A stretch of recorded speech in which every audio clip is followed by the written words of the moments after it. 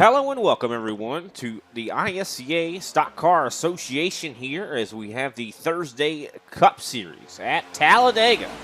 Didn't expect to actually be here this evening, but definitely glad to see the turnout here tonight. Lovely to see all these guys raring to race here. A lot of time off we've had here as of late, and sometimes you get that itch that you got to race. Of course, my name is Brian Britt, and I'm joined in the booth by Big Al. Big Al, do you got that itch? Hey, man, yeah, definitely. I could definitely tell you. First off, I want to say I hope everybody out there that could hear us had a happy holidays. But, Brian, yeah, I definitely was getting that itch. It was time to go back to work. Time to strengthen those vocal cords a little bit, if you will. Big Al's got to start running something other than his electric bill up. You know what I mean? Got to get my mouth running a little bit. 100%. As you can see, practice is underway right now. The top man in practice was Al Kozlowski. Definitely glad to see that. He fast, a lot of pace. Yeah, Al Kozlowski, definitely one of those drivers that tends to perform very well on a super speedway. You know, he kind of has that draft sense about him. So it's going to be interesting to see tonight how many of these guys start to link up. You know, as we are relatively early in this season, but it's going to be a teammate match. I think here, Brian. I think you're going to have to work with some people to get this done. 100%. And you're right. We are still fairly early in the Thursday Cup Series season here, sponsored by TLC. Farmers Insurance, of course, the race sponsor here for tonight. 250 miles of racing action here at Talladega, 94 laps, stages 16 and 36, 5 sets of tires, of course, 4 down in the pits. But tires probably not going to be the biggest deal here this evening. Fuel, of course, will be a big deal. 27 laps on a fuel window. Of course, qualifying is underway right now. We see Matt DeCiani making his way out onto the track here. Definitely. What are the keys to, you think, qualifying at Talladega? You're definitely gonna have to get some side draft coming off of that wall to help you get up to speed as much as you can. And then other than that, you just kind of got to find the fastest way around this 2.66 mile track, Brian, because, I mean, I do believe track position is going to matter a lot more here with this race than I think it would in others, especially with 96 laps here. You got to be clear. You got to be able to get somewhere that you don't get caught up in the big one. I mean, because even though we are early on in the season, you want to make sure you give yourself as much possibility to perform as best as possible. Yeah, 100%. Definitely want to do everything you can. And to kind of drive home the point of how early in the season we are, I mean, this is going to be the third race here. We've only had 2 races so far. And, of course, we took, I do believe, last Thursday off. Of course, Merry Christmas, as we mentioned before, and Happy New Year going to be coming up here very soon. But looking at the standings here for the Thursday Cup Series, Josh Schaffner right now at the top of the board, only by 1 point over Don Avery. Avery, of course, has been doing everything but winning, of course. Sitting there in second place. Third place, Greg Wachinski. He's got 2 top 5s, not too bad. He's 8 points back from John Schaffner. Kenny Powell sits in 4th. Derek Heitman in 5th. Of course, he is the only other winner so far this season. Al Kozlowski 6th. Andrew Griesbaum 7th. 8th place, Wes Dobbs. 9th place, J.C. Evans. And 10th place, Greg Carr. Of course, some new names making their ways up into the top 10 in the points here. Looking like we have quite a couple qualifiers already. Kenny Powell right now at the top of the board as we still watch Matt DeCiani. Just a little over 2 minutes left here in qualifying before we have that 94-lap run here. And usually with ISCA, this is some of the cleanest racing you're going to see on the iRacing service. And would not be surprised to see this thing go completely green. But then again, Talladega, you always expect the big one sometime. Well, it looks like those G&G guys kind of got it dialed in because Wachinski was sitting on top of the pole for a brief second. Then he was topped by Kozlowski, who was begot by Powell. So those G&G guys now stacked up in 1, 2, and 3. Looks like they're going to be the guys that we kind of putting on the show as Jeffrey Souza now makes his way up into the top 3 on his qualifying effort.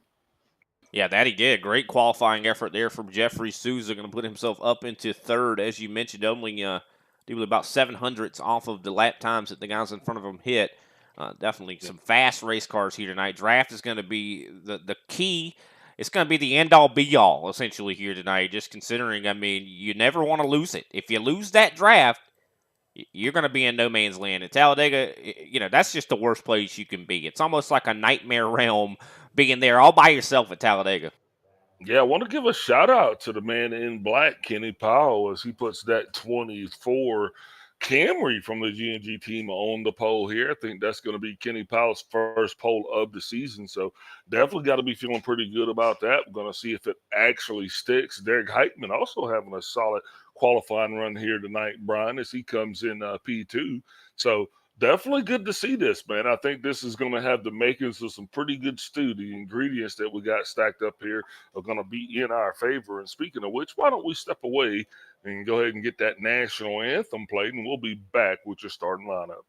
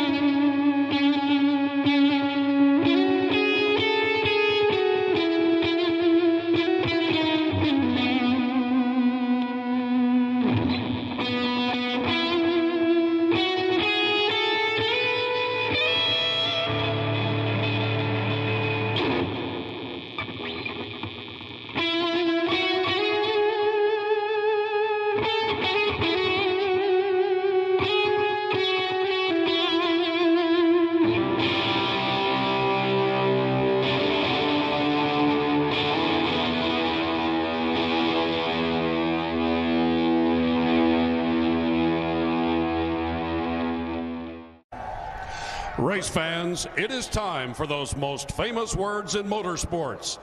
Driver, start your engine!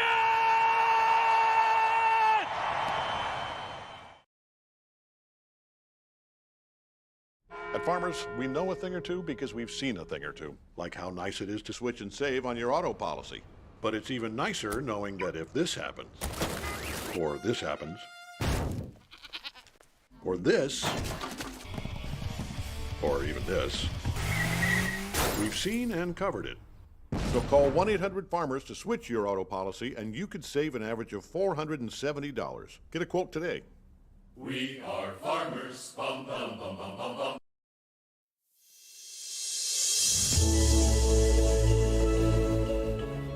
Hey everybody, my name is Warren Maddox. I am the president of Ultimate Experience Outdoors. Our mission, we are dedicated to taking veterans, first responders, youth, and Gold Star family members on outdoor excursions across the country.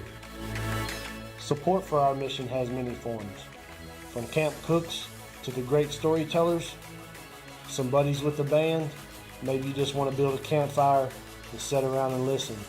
Nothing goes unnoticed. Camaraderie is reborn. The acceptance among the men and women that took an oath. Whether it was decades ago or recently renewed, but never forgotten. If you feel like you could help us, please visit our website, www.uxonation.org. There, you can register to hunt, sign up to sponsor an event, or even donate to us so we can continue to execute our mission. Oh my gosh, I'm so comfortable, bro. We get a hug. What have you done, Jim? We need your help to hold the line. once again.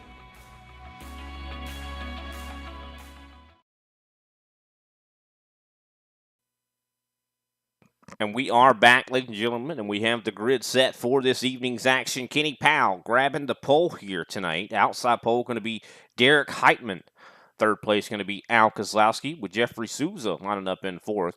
Fifth place going to be Greg Wachinski. Greg Carr in sixth place. Seventh place, Josh Schaffner with eighth place, Matt DeCiani. Ninth place, Randy Mullins, and rounding out our top 10 is Don Avery. That's going to put Mark Sanchez in 11th with J.C. Evans in 12th. Darren Mullins in 13th with Paul Olson on his outside in 14th. Derek Jacobs in 15th. Wes Dobbs 16th.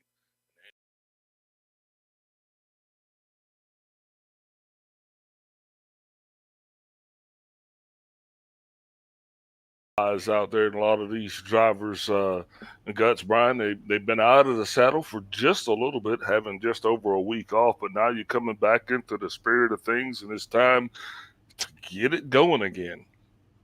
New season and new reasons. A lot of guys here having something to prove, some guys having nothing to prove, but we just get to sit back and see how it all unfolds.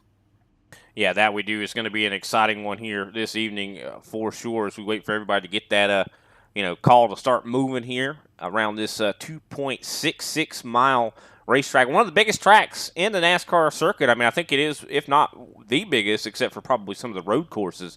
But I mean, this is the crazy sister of Daytona, right? I mean, after they built Daytona, they were like, how can we get bigger and badder? And then they thought Talladega. Well, everything's better and bigger in Alabama. I mean, let's just say this is God's country. I heard that.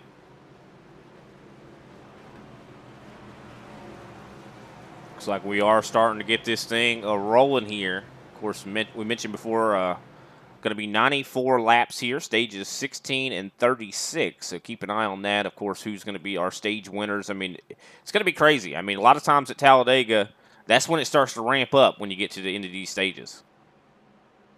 And another thing, too, I mean, this is the ISCA, Brian, so these guys are usually known for being caution-free, but, man, this is Talladega, so this kind of brings out the crazies, is what everybody in the racing community says. But we'll see how well these guys play together, plus see how well these cars draft together, as this is the first time we've actually entered a super speedway since we have come up with a new season update. So excited to see what kind of drafting this package holds. Yeah, for sure. And one good thing about this is a lot of these guys all week long have been, putting time in around the racetrack, doing some A-Opens. Talladega is here in the officials here this week on iRacing, so can't wait to see what these guys have done. I mean, you talked about it earlier, teamwork. Teamwork is going to be one of the huge things about this, and G&G's one that we're going to have to watch. Of course, Jeffrey Souza going to be in competition here today, going to be trying to work with Don Avery, I should say. So, going to be a lot of guys trying to work together out here. Yeah, but and another thing too is as we see this race progress, you don't always get to hold on to your draft partner, if you will. But the pace car is going to be getting out of the way here pretty soon, and looks like Kenny Powell is going to be stacking these guys up, taking us to our elongated, if you will, start. They moved the start line at Talladega. Green flag out. Powell a little bit slow on the start. Heitman really got the gears dimming on the outside line, though. Powell finds himself going as they're now going over the start-finish line. A little bit early on that green flag there. I think Powell kind of goosed the start. Yeah, I think he went a little bit before the actual start-finish line, or not the start-finish line, but the actual Geico restart zone there. Still side by side, though, for the lead is Derek Heitman and Kenny Powell battle it out. Top line and bottom line looking very strong here. So I think this is going to be quite a bit of side-by-side racing here tonight. Yeah, I think the key is going to be just seeing, how many guys are going to go up top and at what part in the race. We know that high line, if it does get organized, it will be fast. It's just a matter of, how soon is too soon, Brian. Not sure Al Kozlowski goes up the track a little bit, though, almost gets into Jeffrey Souza. Luckily, that does not happen, but they are getting close. A lot of bobbling, a lot of wiggling, I'd say. Big wiggles, like we always say. See, I think the Big Dirty Air's wiggles. having a big deal right now. Yeah, big wiggles indeed, and these drivers are definitely going to have to keep a watch for that. As you're going to have drivers who are going to be on your high side and your low side. That Dirty Air is going to be the tail of all those. So now Kenny Powell being pushed by his G&G teammate Al Keselowski, and I'm going to tell you, Keselowski is not a pusher. He's more of a shover, Brian.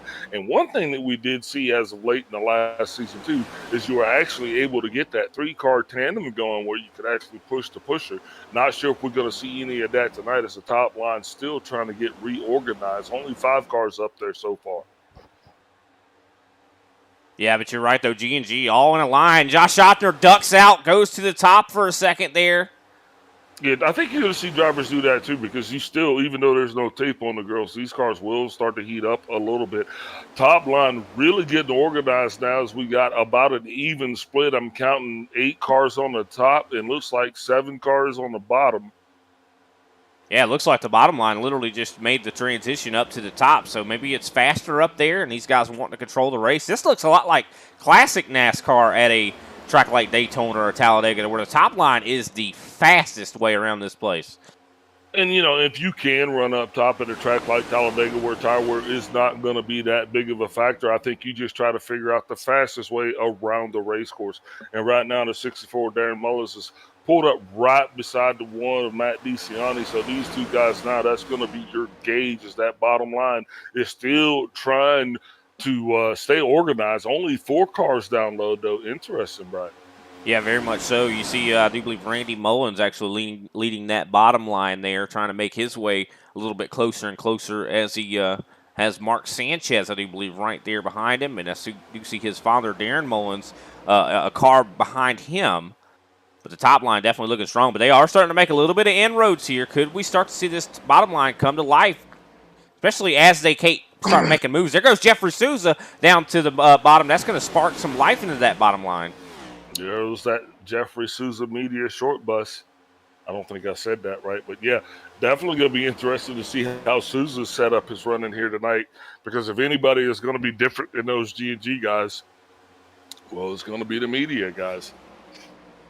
Yeah, definitely Jeffrey Souza, Triad. You know, those guys are all going to be definitely rocking some probably custom-built setups. A little bit of wiggling going on as Don Avery gets into the back of Matt DeCiani a bit, causes a little bit of some movement, some guys having to check up. And that's one of the things about Talladega. You have to have patience because, I mean, you things happen so fast here. You're going 200 mile an hour, Big Al, and, you know, when something goes wrong, you got to be willing to get off that gas a little bit. And, you know.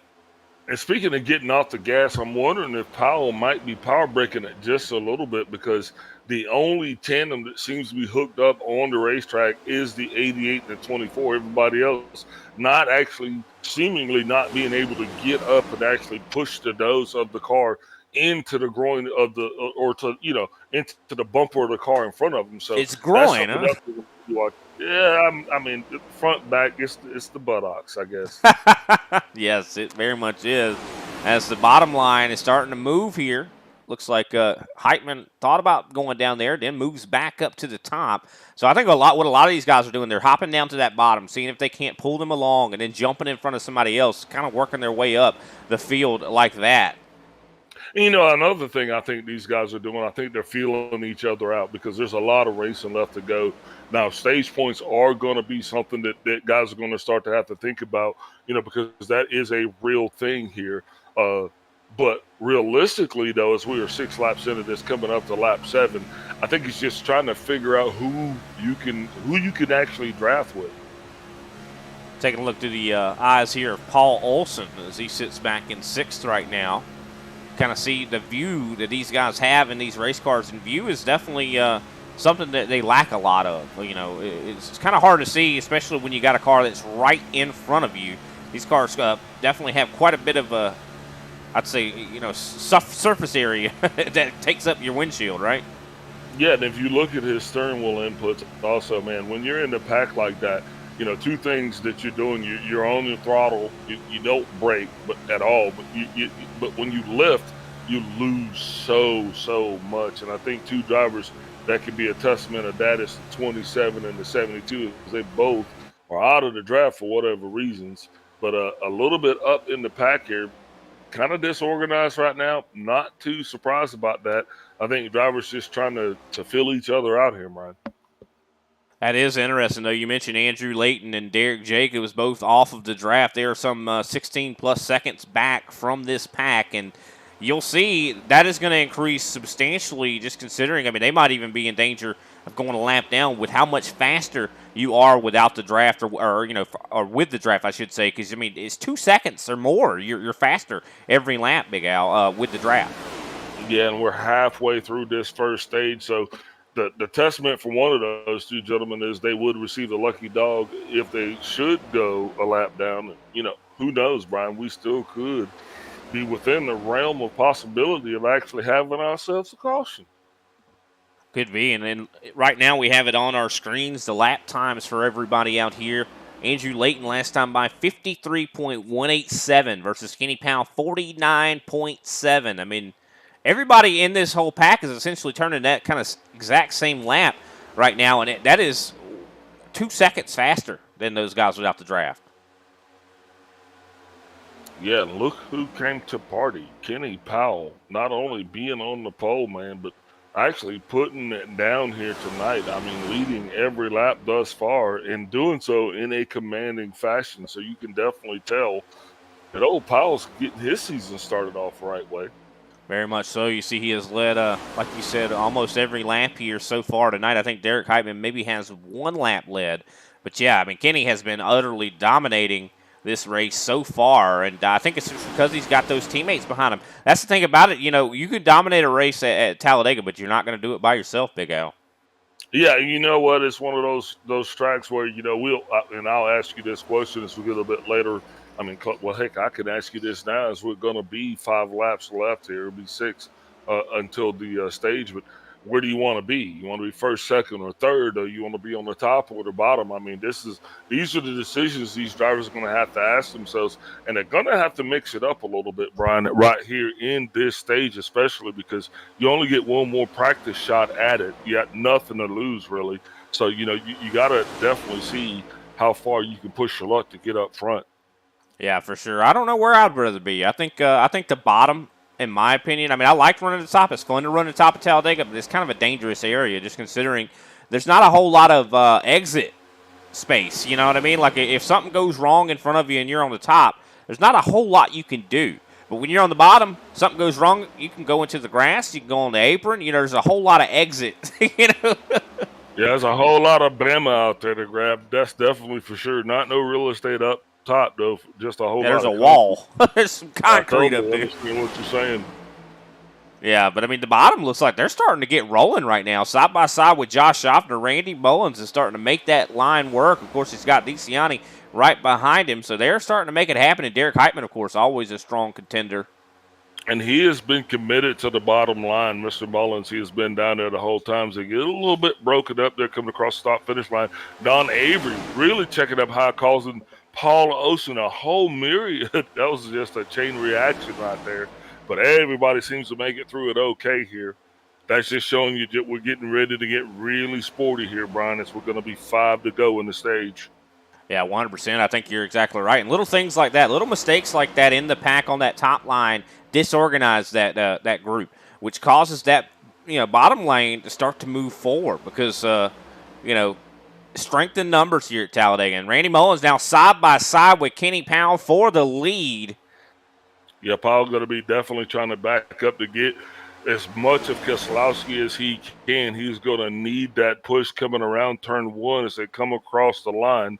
Powell still be shown as your leader, but Mullins down on the bottom, determined to make it work. He has Matt DeCiani on his rear, and they are nose to nose.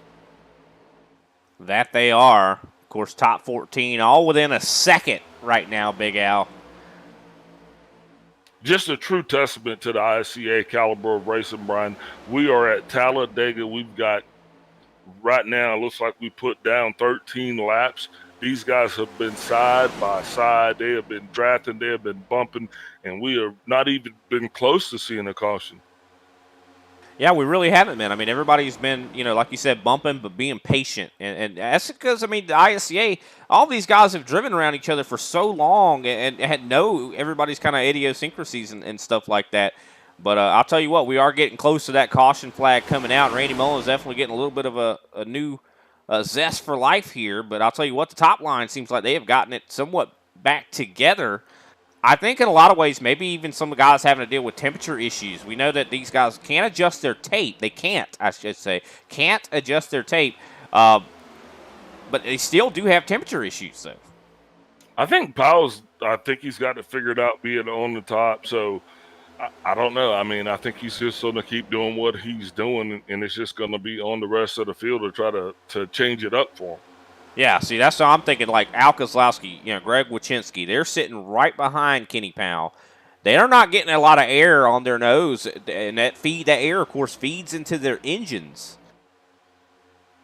I mean, it's one of those shake and bake things, Hey, you think maybe once that I could no? Push me. Yeah, I mean that's kind of the way it feels. You ain't first, you last. Oh man. Definitely, I do believe now working on the white flag here for the stage. Kenny Powell has led almost every single lap, and it looks like the bottom line is starting to lose their momentum once again. I feel like this is something that G&G probably practiced a lot. They knew what they were doing. They know the top was strong.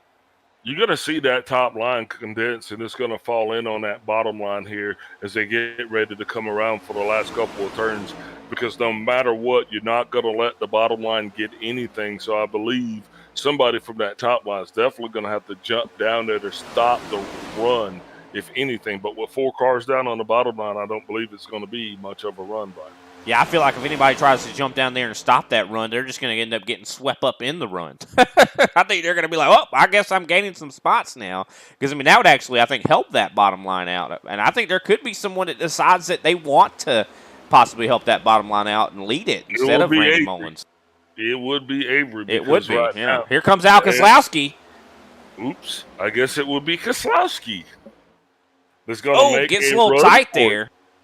Against his G&G teammate, but now looks like Al is going to be left out to dry as Don Avery comes back. Oh, problems! Kozlowski coming across the nose of Mr. Mullins. Caution is out prematurely. Yeah, I believe. No, it's on time.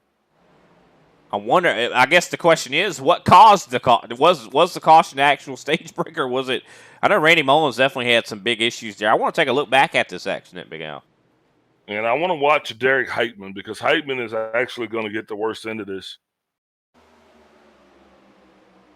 If you watch Heitman right there, he comes across the start-finish cone. He is on the inside of that cone.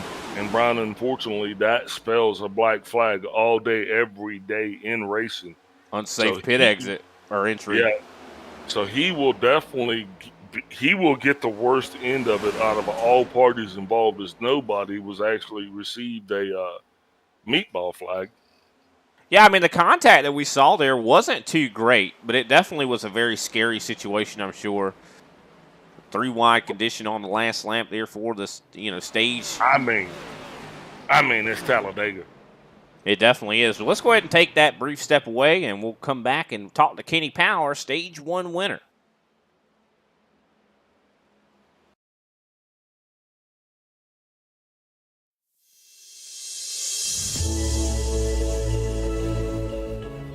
Hey everybody, my name is Warren Maddox. I am the president of Ultimate Experience Outdoors. Our mission, we are dedicated to taking veterans, first responders, youth, and Gold Star family members on outdoor excursions across the country. Support for our mission has many forms. From camp cooks to the great storytellers, some buddies with the band, maybe you just want to build a campfire and sit around and listen. Nothing goes unnoticed. Camaraderie is reborn. The acceptance among the men and women that took an oath. Whether it was decades ago or recently renewed, but never forgotten. If you feel like you could help us, please visit our website, www.uxonation.org. There, you can register to hunt, sign up to sponsor an event, or even donate to us so we can continue to execute our mission. Oh my gosh, I'm so comfortable, bro. We get a hug, man. What have you done, Jim? We need your help to hold the line once again.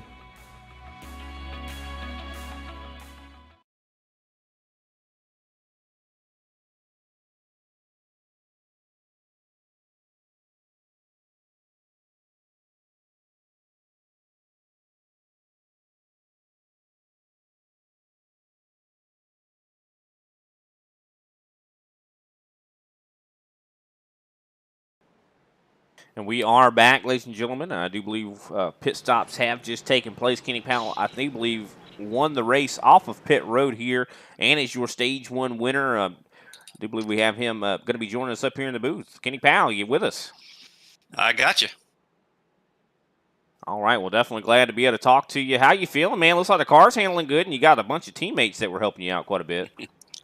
Yeah, I feel right at home at Talladega, and you know, it's always fun, and having teammates right behind you definitely help. Yeah, definitely seemed like it did for sure. A little bit of a last-ditch effort there from Al Kozlowski to possibly get by you. How did you feel about all that?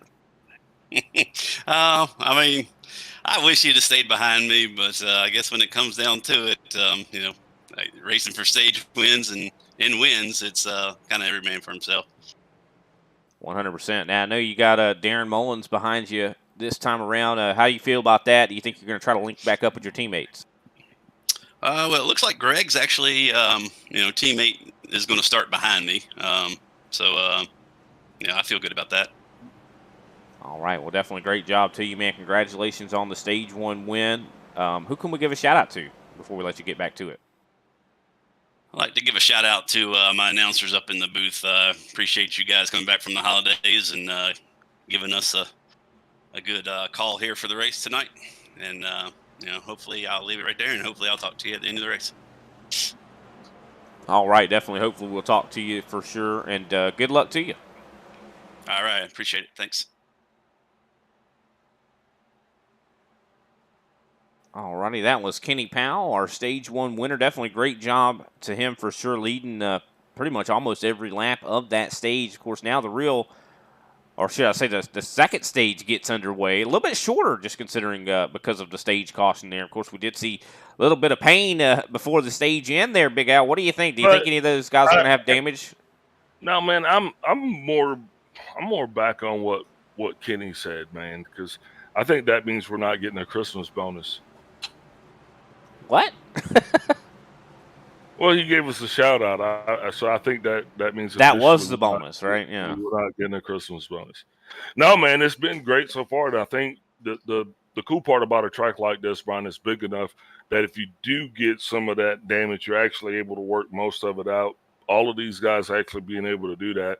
We started this thing with 17 cars, still have all 17 cars on the lead lap. It's been clean and green thus far.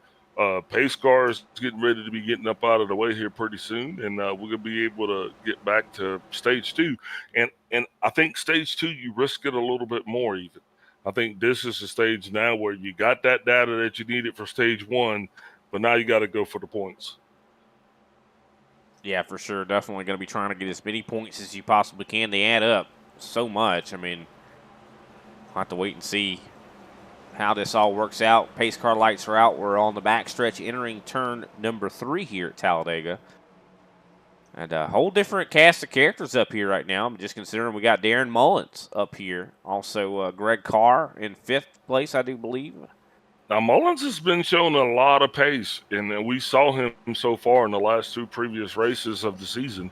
And, you know, he has been up front now, father or son. I don't know how it works, but Randy has had some bad luck. And kind of faltered, but I think, you know, the 64 is doing exactly. He's showing that he's here to be a contender as the pace car is down and out of the way. Kenny Powell now getting the field stacked up. We'll see if he waits till the Geico restart zone this time, Brian, if he launches a little bit early like he did last time. Yeah, we'll have to wait and see here as we get closer and closer to that illustrious green flag. Of course, next caution will be out possibly on lap 36 going to 37 for stage 2. Green flag is out.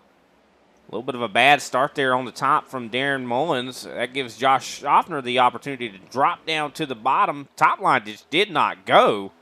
Top line broke up and did not speak up. So broke up and not spoke up. And right now they're definitely going to be scrambling, trying to get organized. So for the first time, I think tonight, the bottom line is definitely going to be the faster of the two. And just wondering how long it's going to take that G&G crew to get back up to the top line, because thus far, I think, is proven to be the faster of the two, Brian. Yeah, it definitely seemed like it for sure. I think that they're just waiting to get these cars maybe up to speed before they decide to go up there. But here comes Derek Heitman. Heitman driving up to the top. Darren Mullins going to go up to the top as well. Looks like Kenny Powell has moved up now. Heitman had actually kind of disappeared there from, we hadn't been really talking about him a whole lot. He kind of found a little bit of bad luck at the start of this thing, but now I think he's going to be back up here to try to battle. And I would not be surprised, Brian, if he doesn't go ahead and actually challenge for the lead. Well, here comes Darren Mullins. I think he's got that in mind right now as he's side by side with Greg Wachinski. You look at the run from Derek Heitman and Darren Mullins right now. They are flying. Yeah, Matt DeCiani tucked in right behind those guys. And a new car has taken the lead. Don Avery now with Jeffrey Souza. Those guys are up top trying to see if they can't capitalize on that high line magic that was occurring, but looks like they're going to stall out a little bit and have to kind of figure out how to get reconstituted, as Kenny Powell is going to be stuck right back in there and finds himself from first to third, actually first to fourth. Yeah, nothing really he could do there. Those guys just were so fast up on the top line. I mean, they were a train, just said, you know, it was like a train coming through. Get on out of the way or get hit. Please, could I do it? I hear that train a coming. It is rolling around the bend. Top line starting to form back up, though. Most guys have moved to the top or the bottom here. Al Kozlowski drives up in front of, I do believe, Wes Dobbs. So top line is trying to form back up here. Surprised they're not able to build a huge run, and I'm surprised everybody hasn't migrated up there. There it is right there, Brian. There is the break right there for the top side. Looks like this is going to be led by none other than Kenny Powell. He has got his G&G teammates, the 5 of Greg Wachinski and the 5-0 Josh Schaffner. They're going to be trying to get organized. And here comes Al Kozlowski to the fray. So I think now we're going to see that top line get reorganized, and they're going to be rolling. Powell actually starting to look a little bit more like the late, great Dale Earnhardt out there tonight on this track, ain't he? Yeah, he definitely has a very different paint scheme than what we're very much used to. I mean, used to seeing him in a blue G&G car, but he's definitely kind of an all-black. I like it. Oh, Darren Mullins getting loose. Look at it. Pedaled through the turn, though, kept it together. I think that patience from Derek Heitman there could have – I'm glad Derek was being patient there because that could have been terrible. Yeah, absolutely. But these guys are, you know, just awesome about doing that. But look at that high line. Look at Powell go, and he's got 4 of his G&G, well, 3 of his G&G teammates are right there in tow as the top line now showing to be dominant again, and they are off and away.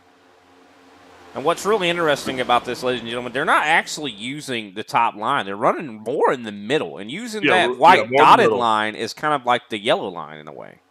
Whoa, Derek Jacobs there getting – I mean, he really got surprised by, I believe it would have been Heitman.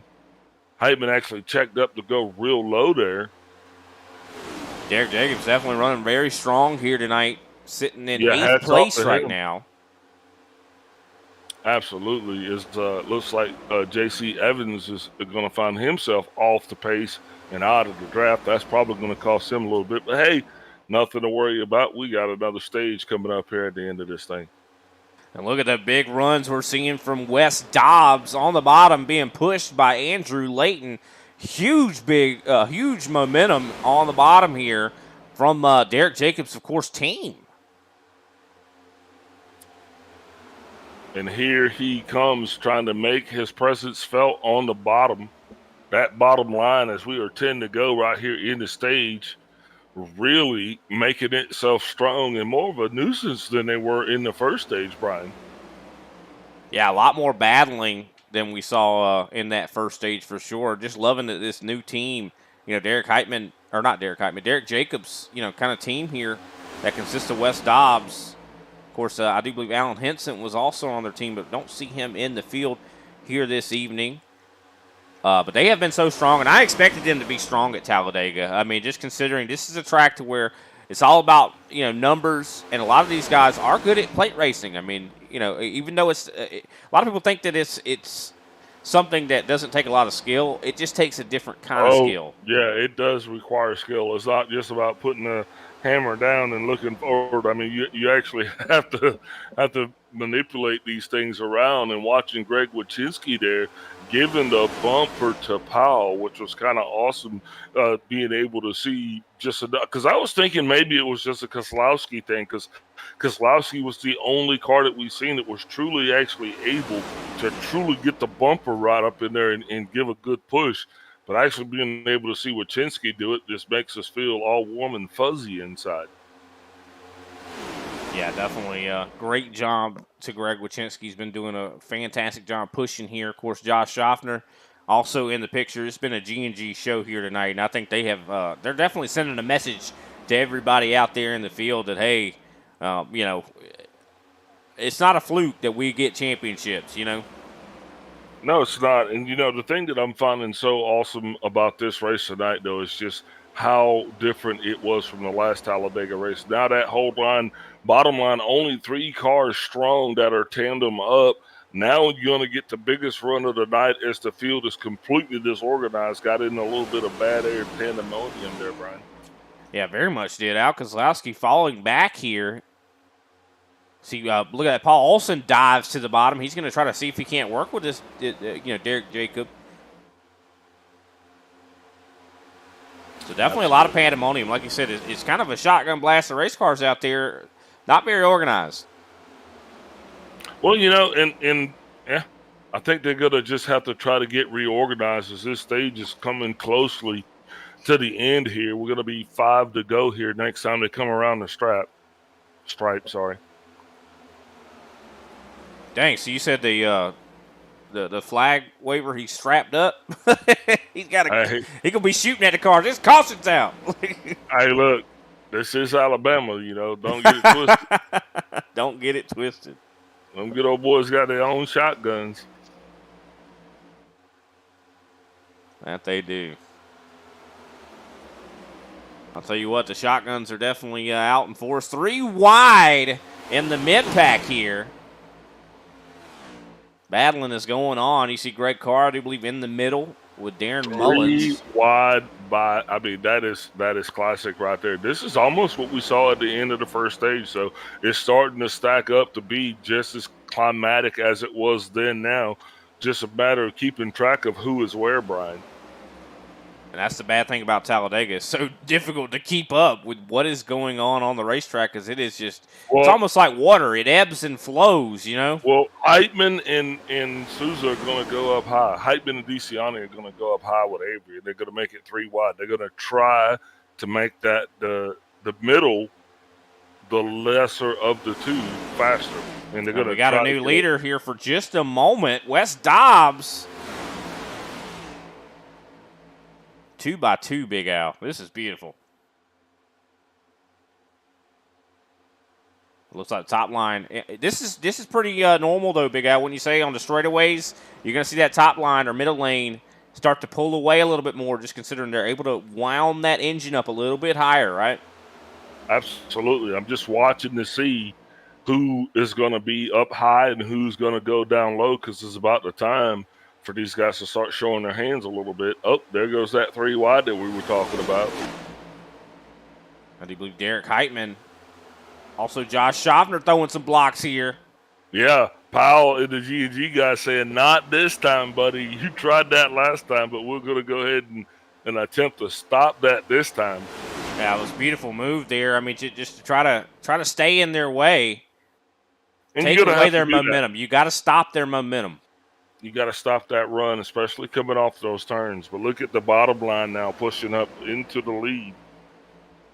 Wes Dobbs looking like he's wanting to get himself a stage win, and I think it might even be his first ever but he's still got a little bit of ways to get there. I do believe verging A lot on of 4 laps to go. Yeah, a lot of bit of ways to get there. I mean, 4 laps at Talladega, that's a relationship.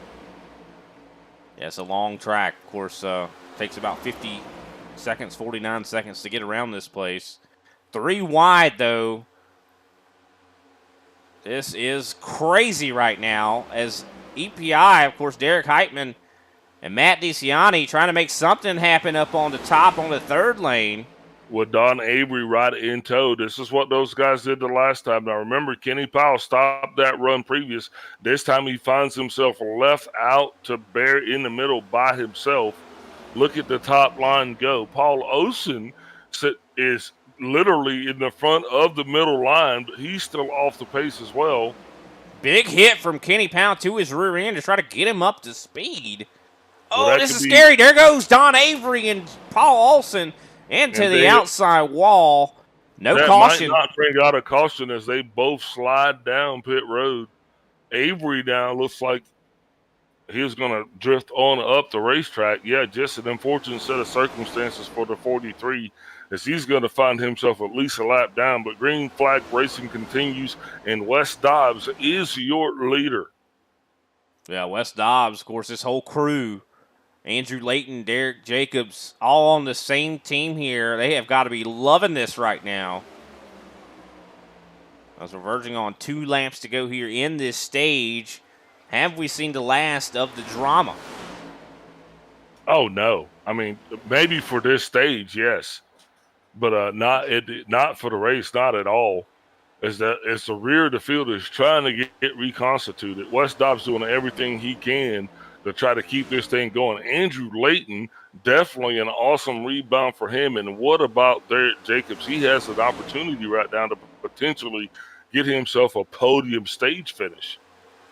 Yeah, definitely going to be some very valuable points here as we work on the white flag here for the stage. Some really good pushes coming from Andrew Layton. Essentially, their bumpers are locked together.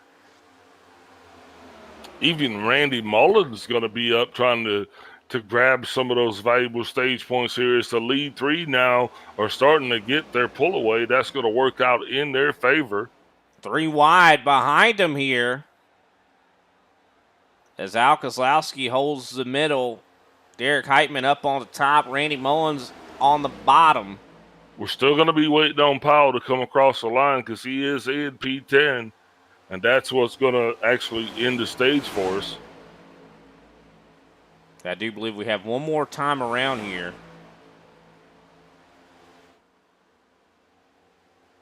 So this is when it starts to get nuts. Still trying to get organized, not yet able to do so. Coming to the checkered flag for the stage. Can Wes Dobbs hold on? Oh, some problem. That's ugly right there. Andrew Layton is all kinds of out of control. That is not going to fare good for him. Pretty sure that car's got some significant damage. I have a feeling I think he might have blew his engine, Big Al. I heard a bang. Yeah, Andrew Layton, unfortunately, he is going to be down with the meatball flag. And I talked about it earlier, Big Al. I talked about how temperature, even though you can't adjust the tape on your car, you still have to worry about that. Because if you start pushing, yellow flag is out. Of course, that will complete stage number 2. But if you start pushing too hard, I think Andrew Layton was pushing Wes Dobbs just a little too hard and blew it. Speaking of Wes Dobbs, he is your stage 2 winner, Al Kozlowski in P2. Derek Jacobs, big shout out to you coming home on the podium in P3. Derek Heitman, P4. Matt DeCiani, P5. Randy Mullins, P6. Greg Wachinski, P7. Josh Schaffner in 8th. Kenny Powell in 9th. And Greg Carr rounds out your top 10 positions. We'll be right back after another brief word from our sponsors. At Farmers, we know a thing or two because we've seen a thing or two, like how nice it is to switch and save on your auto policy. But it's even nicer knowing that if this happens, or this happens, or this, or even this, we've seen and covered it. So call 1-800-FARMERS to switch your auto policy, and you could save an average of $470. Get a quote today. We are farmers. Bum, bum, bum, bum, bum, bum.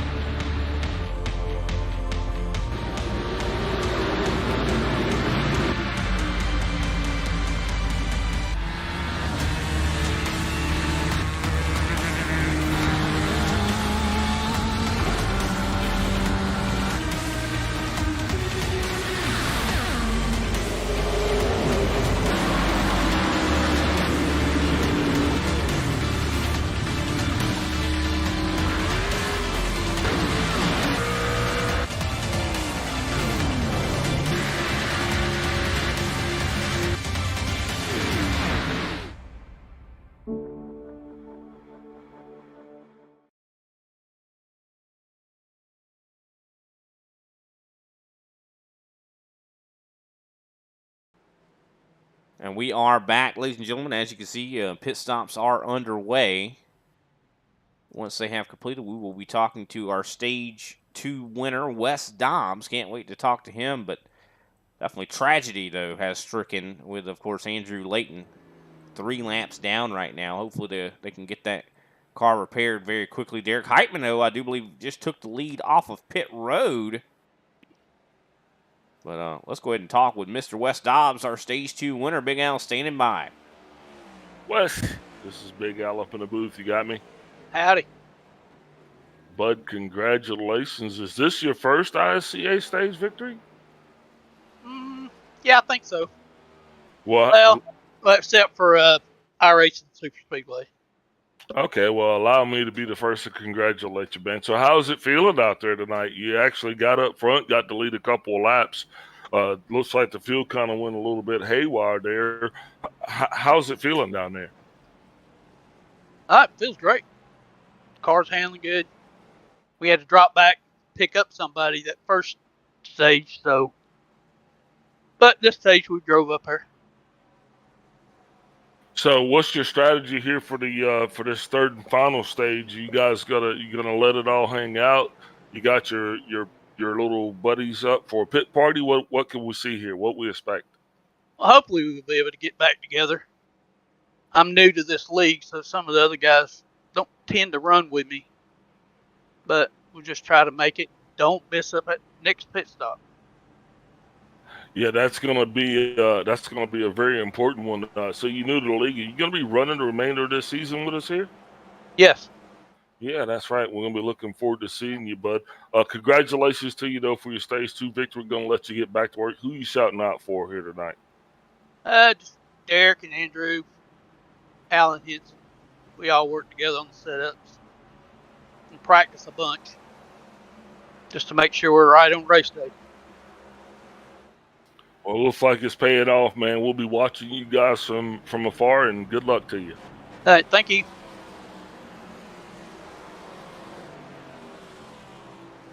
Alrighty, that was Wes Dobbs, our Stage 2 winner.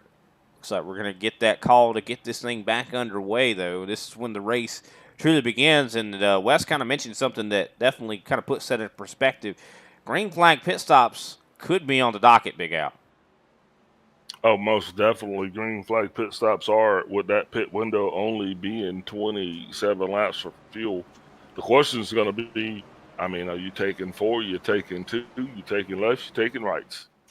That's actually a very good question. I think it just depends on what a lot of the other guys do, because I think that what's even supersedes that somewhat is, pitting with people and making sure you have the draft. Because if you don't, then you're going to be in a whole world of hurt. So, but yeah, you're right. Could we see some of these teams maybe decide to make that 2-tire stop? From what we've seen in the past at tracks like Talladega, it seems like rights are what a lot of guys take, or lefts. It really depends on what you're looking for. We've seen both. We've seen both. We have, yeah. Yeah, we've seen the left side tires have a heat issue and have to be replaced versus the right side. So this is a whole different package, completely different. And these guys are out there and they're getting that data firsthand. So it's going to be interesting to see how they navigate this situation, Brian. Yeah, 100%. I'm kind of leaning more towards left, though, because it seems like with this car, getting off of pit road is going to be the key. And, so once you're actually up to speed, it doesn't seem like tires matter that much, but actually getting up to speed is the problem. If you're on a little bit worn tires, you could have wheel spin coming off of pit road. So if you take those lefts, it seems like it helps that in a little bit of a, somewhat. So we'll have to wait and see what these guys decide to do. Of course, this is what makes Talladega. We talked about this, this track taking skill. This is where that skill comes in, Big Al. This is where that, playing chess at 200 mile an hour, Yeah, completely different setup up front here tonight as we got some guys that are going to lead us off that haven't. So we're going to see how Derek Heitman gets us started on this thing. Wes Dobbs is going to be outside P2 coming into the Geico restart zone. And there it is. Green flag is back out in the air. Derek Heitman up through the gears. He's got Matt DeCiani, a very loyal friend. So I expect those guys are going to be working together. Jacobs really not getting a good start at all. He is nothing but stacked up. Kenny Powell in that high line. You're going to see how patient they are with him. You remember what happened to Andrew Layton. So hopefully he won't suffer a similar fate, and these guys will be patient. No, that was Paul Olsen. Ooh, wait, that was a teammate even, right? Oh, problems. There goes Derek Jacobs. Problems right now. Yellow is out. Did I just say that? You kind of called it into fruition, I do believe. He got a really, really bad start, and I think just the 24 is just shoving him right there. Let's take a look back at this and see exactly what did just take place. See the 24, like you mentioned, shoving him. I think and you see Greg Carr even comes up in front of him. You know what they say, Big Al, don't push the pusher. And I think Jacobs was trying to back off because he saw Carr. Yeah, Kenny Powell, unfortunately, the only one of that tango to suffer that dreaded meatball flag. Oh, no. That is going to bring a screeching halt to that spectacular run that he was having here this evening.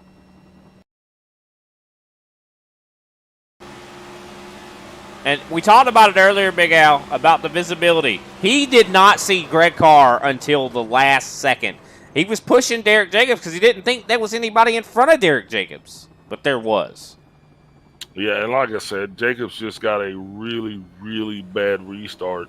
And when that happened, Brian, it was just, unfortunately, it wasn't a whole lot that anybody could do, And you can look at the damage there. It's actually his, I do believe, right front toe link is broken. Yeah, it looks like Powell might have been trying to go around him a little bit to the outside. But massive damage, as you can see on your screen, to Kenny Powell's machine. And we talked about patience, Big Al. I mean, that was going to be one of the keys to the night. And, I think that might have had something to do with it as well. But, I mean, of course, visibility, I think, was the main thing. Like, Kenny had no clue Greg Carr was even in front of Derek Jacobs. Yeah, absolutely. I mean, it's just one of those racing incidents, Brian. Unfortunately, Powell suffered some tremendous damage to that G&G 24. I don't know. Very much so. You hate to see it, especially debuting somewhat of a newer paint here. Man, that's about slick back on paint, ain't it? It's a nice looking paint. I mean, it looks like almost like a carbon fiber in a way. No muss, no fuss. It looks like Derek Heitman, of course, still your leader as we have a caution here. I do believe it might even be one of our first cautions of the night based on an accident. Of course, we did have an accident coming up to the end of stage 1, so still the books or the analysts are a little bit out on that one.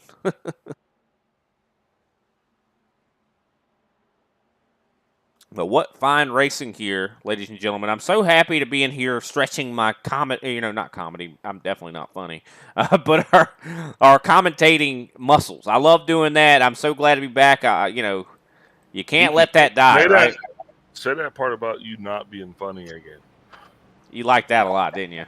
I think that's probably one of the funniest things that you've said. I don't know whether to take that as a compliment or not. Well, no, it's just hey, looks like Christopher is joining us in the booth. Wonder what he's doing here. Probably in here to break up our comedy tour. I figure I'd jump in a little bit and help you guys out with, me knowing so much here about this play racing, but now I just figure I'd jump in. I know you guys, these long green flag runs tend to get a little bit of the dry mouth, so I figure a third mouth up here might help relieve you guys just a bit. Oh, well, appreciate you coming in and joining us, Mr. Severa. How you doing here this week? I know we're going to see you racing here on Saturday. You've been watching these guys. Oh, we're not. Oh, yeah, that's right. Well, you've been watching these guys race here tonight. So what are your thoughts on this whole thing? Oh, man, these cars are really fun. There's a lot of drag with them, so once the cars get up to about 180 miles an hour, those guys out front really come to a stop. So if you're behind in the pack, you might not see it a lot now with these cars still having to make a green flag stop. Maybe these guys will calm down a little bit, and you might see actually some first single file racing of the night. But take your momentum. If you guys got to run, you got to take it. You don't really want to check up. You want to find a hole, second hole, third hole, even if 4 wide probably we may even see come the end of this. But momentum is such a key factor at this track, and that high side is just so dominant with how susceptible to the side draft that the right side of these cars are. So looking for those guys to take it high and 3-4 wide. Definitely. So what about the bump? Are we seeing the bump being able to be a factor here with this new package?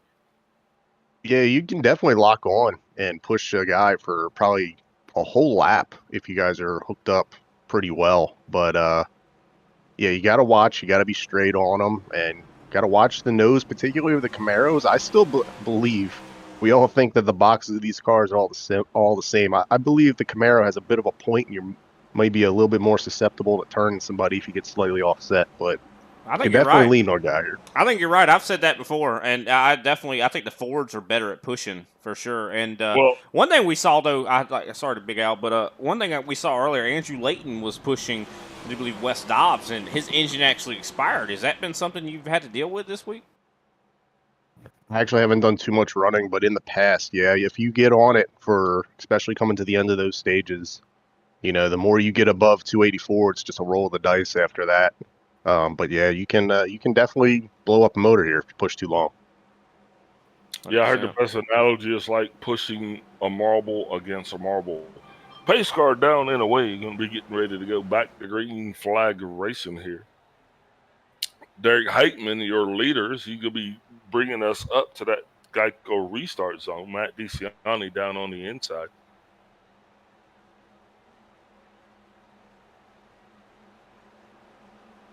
Definitely excited to see what's going to happen here. Looks like Heitman deciding to choose the top. Green flag is back out in the air. Interesting decision from Derek Heitman to move to the top. Do you think there's any validity to that kind of a choice there, considering what we've seen so far tonight, Chris? Definitely a lot of things to put into that. You see he's way out front there now. It's really where you don't want to be.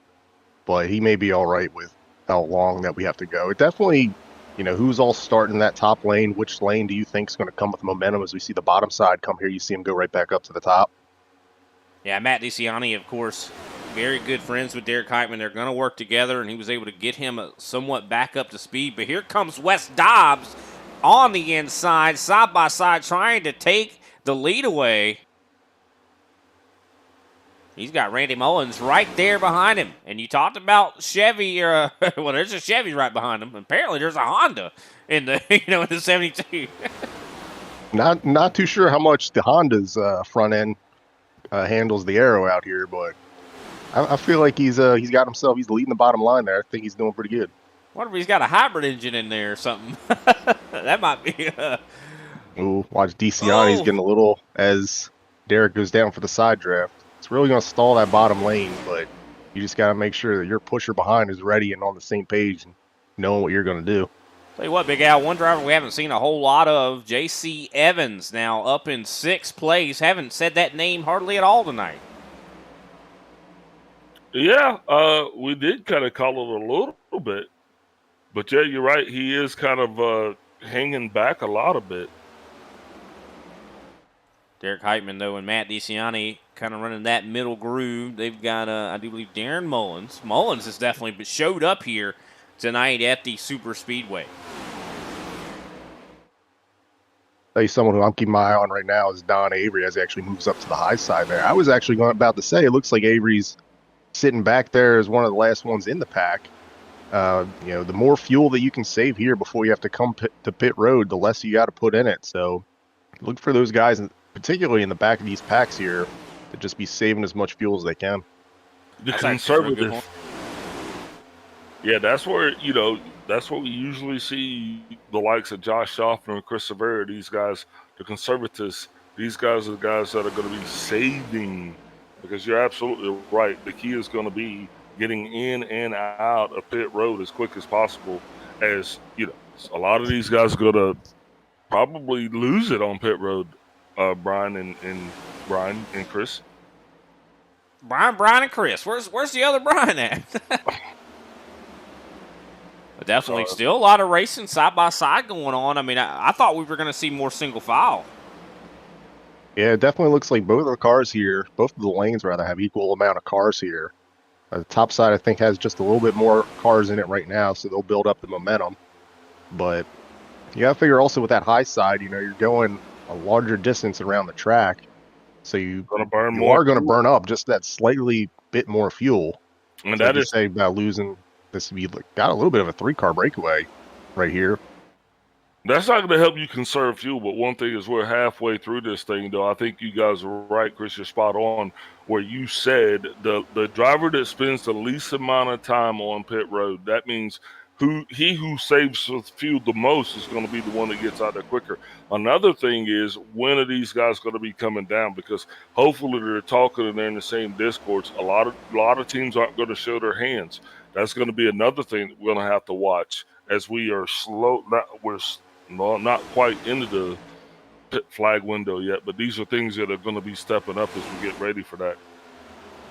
Yeah, it definitely looks like things are beginning to calm down now. You got about only 5 or 6 cars, maybe 7 now on the bottom lane. Looks like everybody's starting to work their way up here to the top. Looks like everyone's going to be a little content here with riding.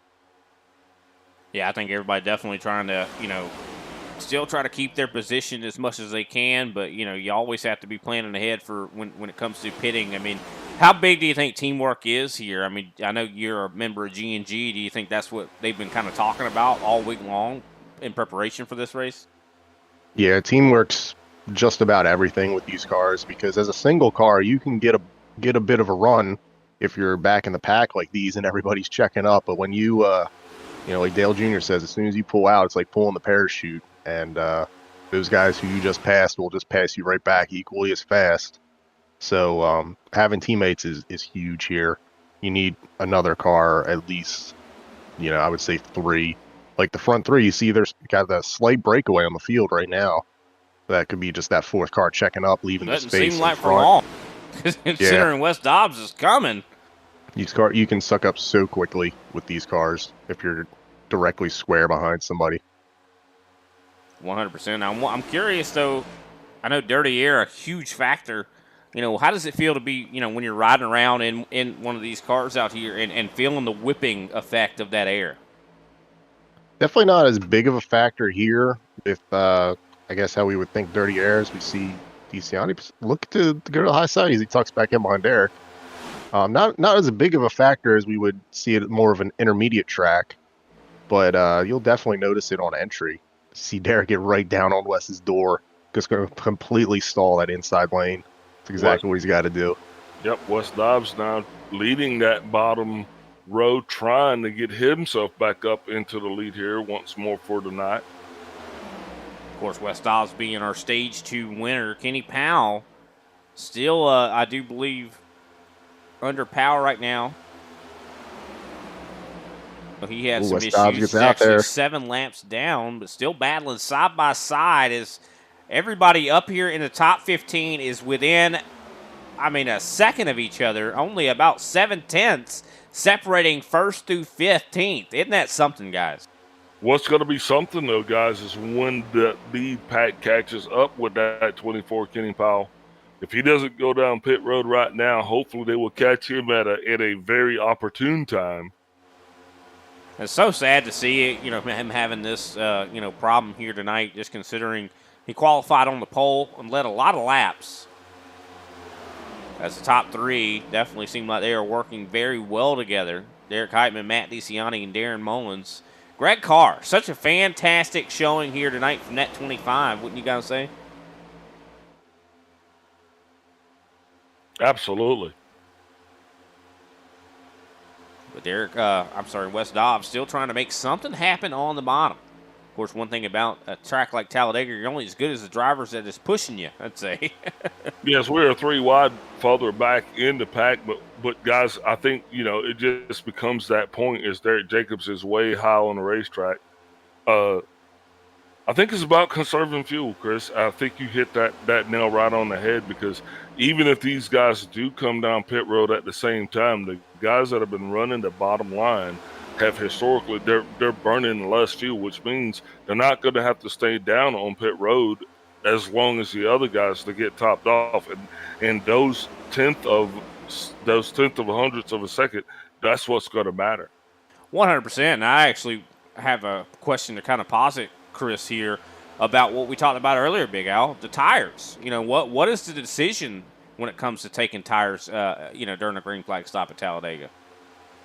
Yeah, just the way that iRacing has the tire model right now, it's just temperature is everything to make speed at plate track. So you'll definitely, if you're taking tires at all, which because we run the shorter fuel tank, it doesn't take as long as if you were traditionally in an A open, as the field's going to split by Kenny Powell here, go a little 2 and 3 wide. You're going to be definitely, because you're still going to be filling up at least half of the tank, at least 10 gallons. 2 tires wouldn't lose you time on pit road, so it's about picking whatever side has the most temperature buildup, which I believe it is the inside tires, believe it or not. Right? Yeah, I believe, because some setups, they tend to run a softer left rear spring to try and get the spoiler out of the air in the corners, but that allows more weight to build up back there and thus build up the temperatures. So look for guys to be just taking 2 here. Yeah, I think so. I mean, especially it seems like it aids you when you're coming off a pit road, from what I've heard on those left side tires. Because I think that's the thing that costs you the most time, is trying to get back up to pace. Yeah, that, and you got to have a friend with you. You can't hit pit road alone. Just a single lap, just trying to catch back up. The closer that you come out of pit road together, quicker you can get back up to speed. At that point, tire temperature doesn't really matter too much. But yeah, if you only got like 2 or 3 cars coming to pit road, it may matter more about where you guys come off of pit road rather than the tire temperature itself. Guys, a little bit of some craziness going on in the mid pack. Guys, I'm kind of curious here, because I'm looking at this. It looks like we'll be within our window for green flag pit stops here within the next 10 laps. The question is, though, are they going to have enough to make it to the end of this thing? Well, definitely once they, it depends, I guess, if you're leading the race. Like Heitman has been leading for a long time now. He's been burning a lot of gas up. So he's going to be the one that really just going to be the trendsetter. Whenever he comes down pit road, a lot of other guys are probably going to try to follow him, or maybe even not, just to try to lock him out of the draft. We'll have to wait and see, though. But, yeah, I think that, Chris, you could tell us about this. 2 laps, I'd say, without, or when you're in the front leading this thing, or not 2 laps, but I think that leading the majority of a run will cause you to lose at least 2 laps of fuel, right? Yeah, I would say at least 2 laps. It's harder to say with the shorter fuel tank. It's less time out there, but it can be anywhere. I think the most I've seen a difference is 3, maybe even 4 laps of difference with being out there the entire time. So he's going to either have to have teammates come down and pit with him. The biggest thing, believe it or not, it's going to hurt you the most on fuel is running by yourself. If you manage to get shuffled out of the pack, Kenny Powell is actually able to stay with the pack here. But with the amount of time that he has particularly been by himself, he may be a little bit shorter on fuel than anyone else because he's taken an extra about 4 seconds to get around the track compared to everyone else. Speaking of which, sorry not to cut you off, but well, I did cut you off. But the 27 of Derek Jacobs he just has fallen off the pace, so he now finds himself being in a very eerie situation. That's definitely a far cry from where he was earlier. Yeah, it's going to be pretty rough for those guys that fall off the pack here. I believe the window is already pretty tight already, usually what it is in this league. But, we'll see what ends up happening with these guys. I know I've come to out of one of these green flag stops before and been out front and looking at the calculator and being like, yeah, we're just a little short, and having to not lose the pack, but definitely could not be out leading. Well, I'll tell you what, the big thing that we're going to be watching for now is who's going to screw it up on pit road, because the reality of it is, you race for show, but you pit for dough, and somebody is going to come up short. So either they're going to drive it in too hard or just bob it up altogether. The next thing is going to be green, white checker. If the fuel window is as tight as it is, guys, I think this is Talladega, so you have the greatest propensity for accidents when you have the least amount of laps left. I think you're 100% right. And but speaking of green flag pit stops, you were talking, you misspoke and said green flag pit stops. Speaking of those, we're 22 laps into this stint. If the information we've been given is correct, these guys can make it 27 laps. Guys, we're less than 5 laps away until these guys have to pit. Oh, yeah, that's why we're talking about it. And they know it too, because I'm going to tell you, I don't care how many times you've done this, you got to start preparing yourself for that pit stop. Just like the guys that are down on the other side of the wall are getting ready, the driver has to mentally prepare himself as well. But he has to figure out when to flip that switch, because you're racing at this point and you can't be focused on slowing down the pit.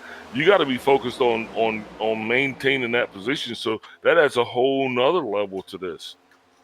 Yeah, absolutely. Like you said, as long as the green flag's out, you're racing, whether that's getting onto pit road, getting in your box, getting out of your box. Don't spin the tires. Don't waste any extra time getting up to speed in pit road. You are racing 100% of the time here. Yeah, 100%. And also, we talked about the complexity of going down pit road at a Talladega. You think this would be an easy place to pit at, but you're going from 200 mile an hour to, 60 or something like that. And a lot of times, communication is key with a lot of these drivers, where, a lot of them don't talk to each other on the track, but you still should maybe say, hey, I'm going down, to the bottom instead of, or I'm running the wall, because especially on pit road, because you know what I mean, Chris, where you go side by side, a lot of times you're gonna have some side by side pit stops. Yeah, you definitely want to try and give yourself an eyesight to the yellow cone, I believe it is, to know where the marker is, where you have to be at. I believe it's 65 here. Yeah, and also, go ahead, Chris, to that point, you don't want to smoke the tires, guys, because if you're not planning on swapping tires out and the guy comes down there and he's on them too hard, you got a whole other set of circumstances. That's true. If you slide the tires, that can take quite a bit of wear off of it. Yeah, particularly if you have a set. Some sets, you'll notice it most on entry. If depending on how you have the balance of the car, your car might get tight. You may be pushing going in. I know we saw that a lot at iRacing Super Speedway. Some guys were the complete opposite, very loose. Where your car could be a little bit faster. It's very on the edge, but it's all about that risk reward getting in the pit road. I feel like these guys who've been out front, it's all about just another day of practice. Just get on the pit road, no mistakes. When we were all 2x2, for everyone in the back saving fuel, I feel like it should be just the same, just because you're not really making up all that much time. Your track position is all relatively pretty good, well, at least when we were side by side. But now guys further in the back are looking about, close to 15, 16 cars away from that front row, as when we were all side by side, you were closer to maybe 9, 10 rows away from the front row. Less of a gap to, that leader. And what's also interesting. And now you're starting to see these guys starting to break up. They're starting to get separation from themselves because what they want to do now is teams are starting to say, okay, let's get some distance here because we're coming in, guys. We're coming in the next lap. Well, I would assume so, especially for Derek Heitman. But looking at like Greg Wyszynski, like he has 22 laps since he last pitted. Of course, we had a yellow flag that came out for a crash at the beginning of stage number 3, and Greg decided to go down pit road along with Paul Olson, Josh Schaffner, Al Kozlowski, Don Avery. A lot of these guys are on can make it a little bit further than Derek Heitman can. Yes. Yeah, absolutely. And what they did was they just added another level of them being able to develop a pit strategy because I'm not forced to come down now when everybody else. I can pick and choose when I come down. I can choose when it's advantageous for me, but I guarantee you those guys are going to be coming down when the majority of the other guys come down because you don't want to lose that momentum. Unless yeah, absolutely. With the majority of the field, if these guys have to pit short, which look for Derek Heitman probably be one of the first ones to hit pit road just because he has been out front for so long now. For those guys who have taken that extra lap or so of fuel, it's going to be all about recognizing when those guys are coming to pit road and how quickly they can organize to start pushing for their in laps to make up a little extra time before they come to hit pit road themselves and perhaps overcut these guys who are early on the pit road. Because Heitman's going to have to he is going to have to relinquish the lead because I'm going to tell you, you don't want to be up front trying to come down pit road. You want to go ahead and get that responsibility off your shoulders because the last thing you want is guys pancaking on you. So right now, he is that bird dog and everybody's looking at him, but he's got to start to try to find a little bit of breathing room. I'll tell you what, who's trying to give him some breathing room? Matt DeCiani right behind him. I mean, look, we talk about visibility. He's got his hand out the window right now. He's waving his hand. Definitely going to have to give him a little bit of room here if he's coming down now. Looks like they're going to stay out one more lap here. So, Chris, let me ask you this question.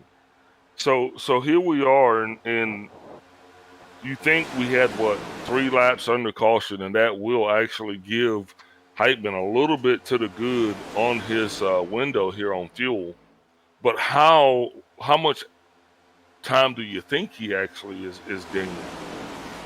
I don't think any of the extra fuel that he could have saved under that last yellow is going to offset the difference that he's going to have burnt being out front this whole run here. So I think those guys who have came down and have that extra lap or two are definitely going to put him in a very interesting position, but I know that group is a bunch of fast guys out front right here. They're very quick to get organized. It's all going to be about how they execute their pit stops and how they come off of pit road. And they stay out another lap. So Derek Heitman's going to make it to 30 since his last pit stop.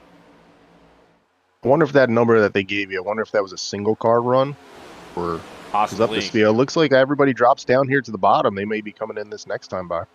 Yeah, I have no doubts they're talking about it. I don't think they got much of a choice. I have no doubts they're in their Discords and they're talking about it right now. Yeah, look for this top 4 here to hit pit road this time by as everybody all drop down there through 1 and 2. I'm telling you what they're saying. They're saying, I bet Brian's flipping this shit right now because we haven't come down pit road.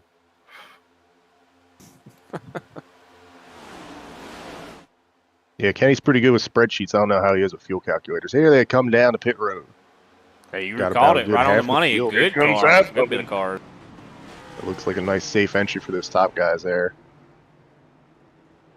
And that's going to be the key. And I think it's great that they broke it down into 2 groups like that. This second group, now they get organized. They come around and they got to be watching the time because right now it's going to be a race about which group has the quickest, cleanest pit stops.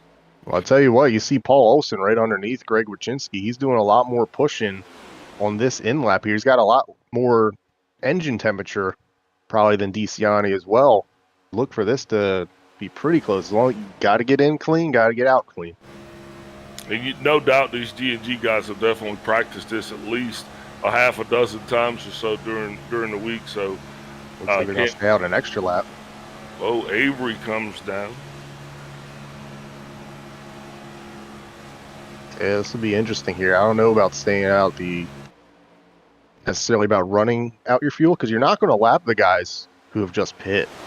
So if a caution were to come out at any time now, those guys who have already pit would cycle back to the front. Yeah, with 25 laps to go, you're absolutely correct. Maybe they're just trying to stay out to cover that green-white checkered, if that's the case. Do you think that's the call, though? I mean, because it is a probability that could happen. I'm not too sure. And then you don't have to pit. Yeah, you definitely don't want to have to worry about a late they caution. come. It looks like Paul Olsen. Looks like here they come now. Yep, heading down pit road. Paul Olsen taking the shallowest route. Almost loses it. Good gathering it up for Paul Olsen there. Yeah, nice shallow entry. You're going to have to... You got it slowed down at times. It's very easy to lock the tires down there, hitting the bumps. And he did a good job getting on pit road.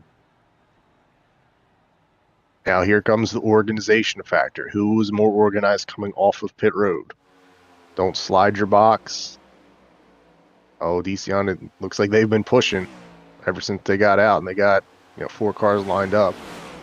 Yeah, I feel like they're in a really good spot right now. Of course, they got Wes Dobbs also kind of helping each other out. So, I mean, at Talladega, you can't be too picky on who you're working with, right? Yeah, and those last 4 in this pack right here, they got to get organized, or they're going to run risk of losing these 4.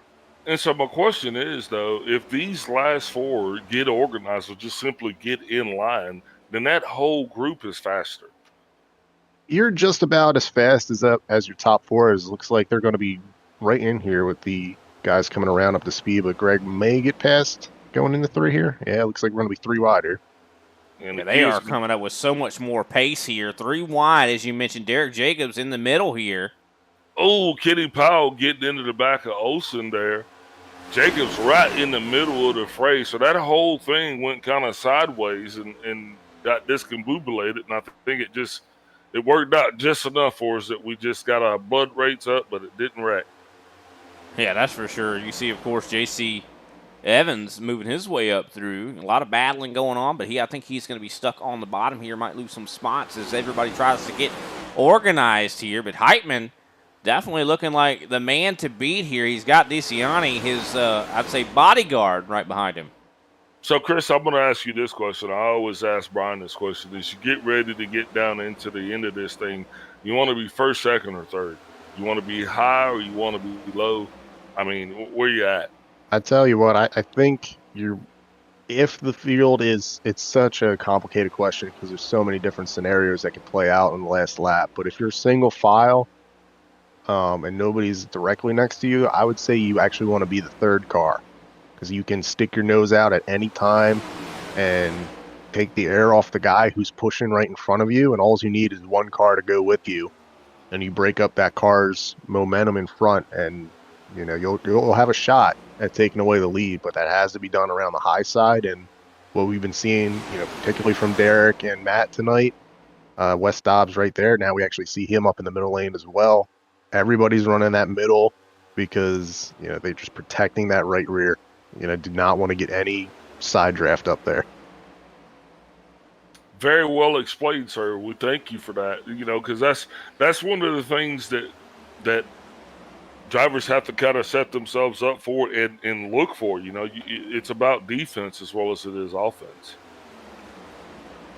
Yeah, the number 1 priority is protecting that right rear. So all these guys that are 4th, 5th cars in line up on the top side, if they could get a run and start picking them all off one by one on the top side, you may have a shot at moving forward. You may even Derek and Matt may see that in the mirror, and I guarantee you they would call it out to one another and let you know that, you got another lane foreman, and you would see them move up even closer up to the wall.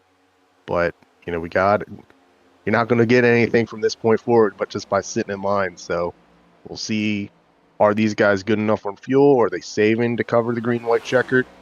We'll see as we go forward. 20 laps here to go. Slowly coming up on the tandem here. This tandem is going to be Jeffrey Souza and Don Avery.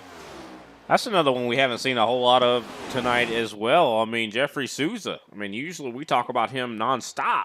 And Don Avery. We haven't talked a whole lot about those guys tonight.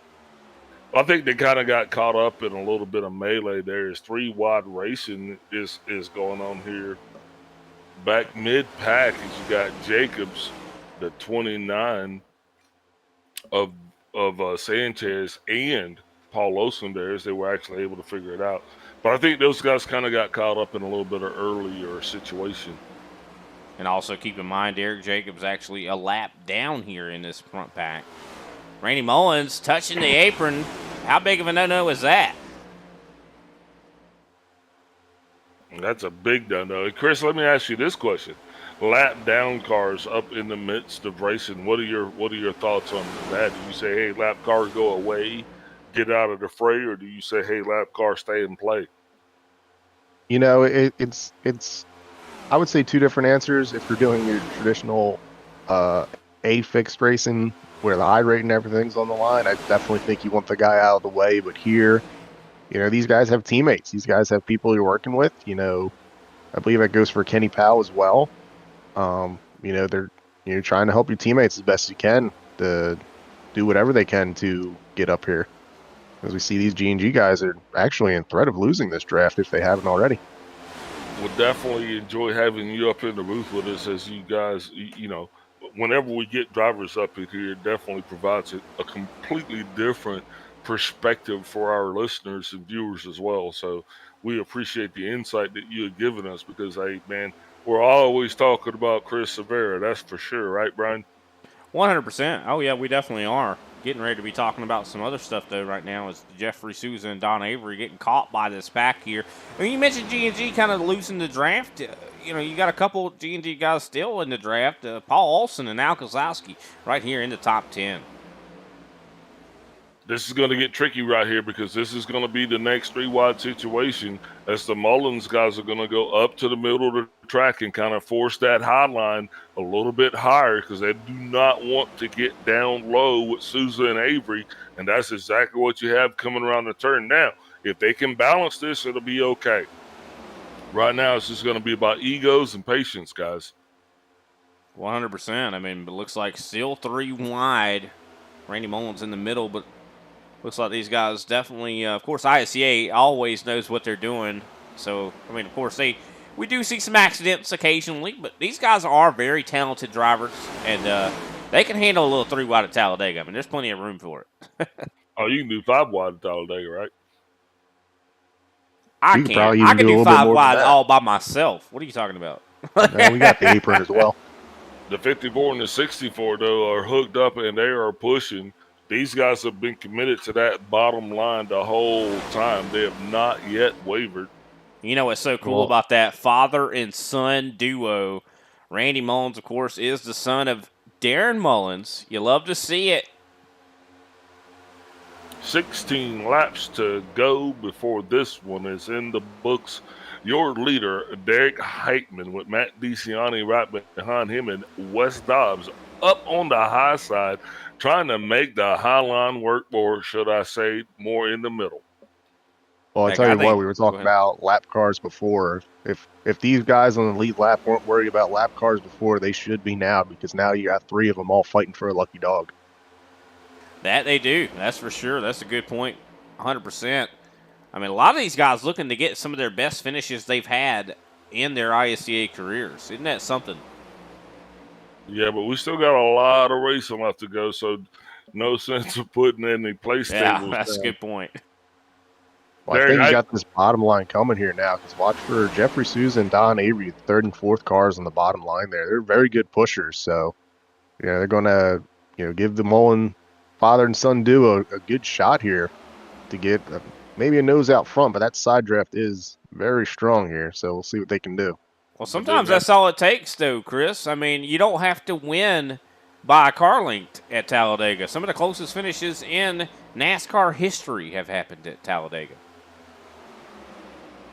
Yeah, absolutely. If the only thing that I think could help them Mullins duo out a little bit further is if a car in that top lane just wants to go up to the 3rd lane and make something happen up there. But we'll talk about that maybe 15, 16 laps time here. But for right now, it's relatively calm.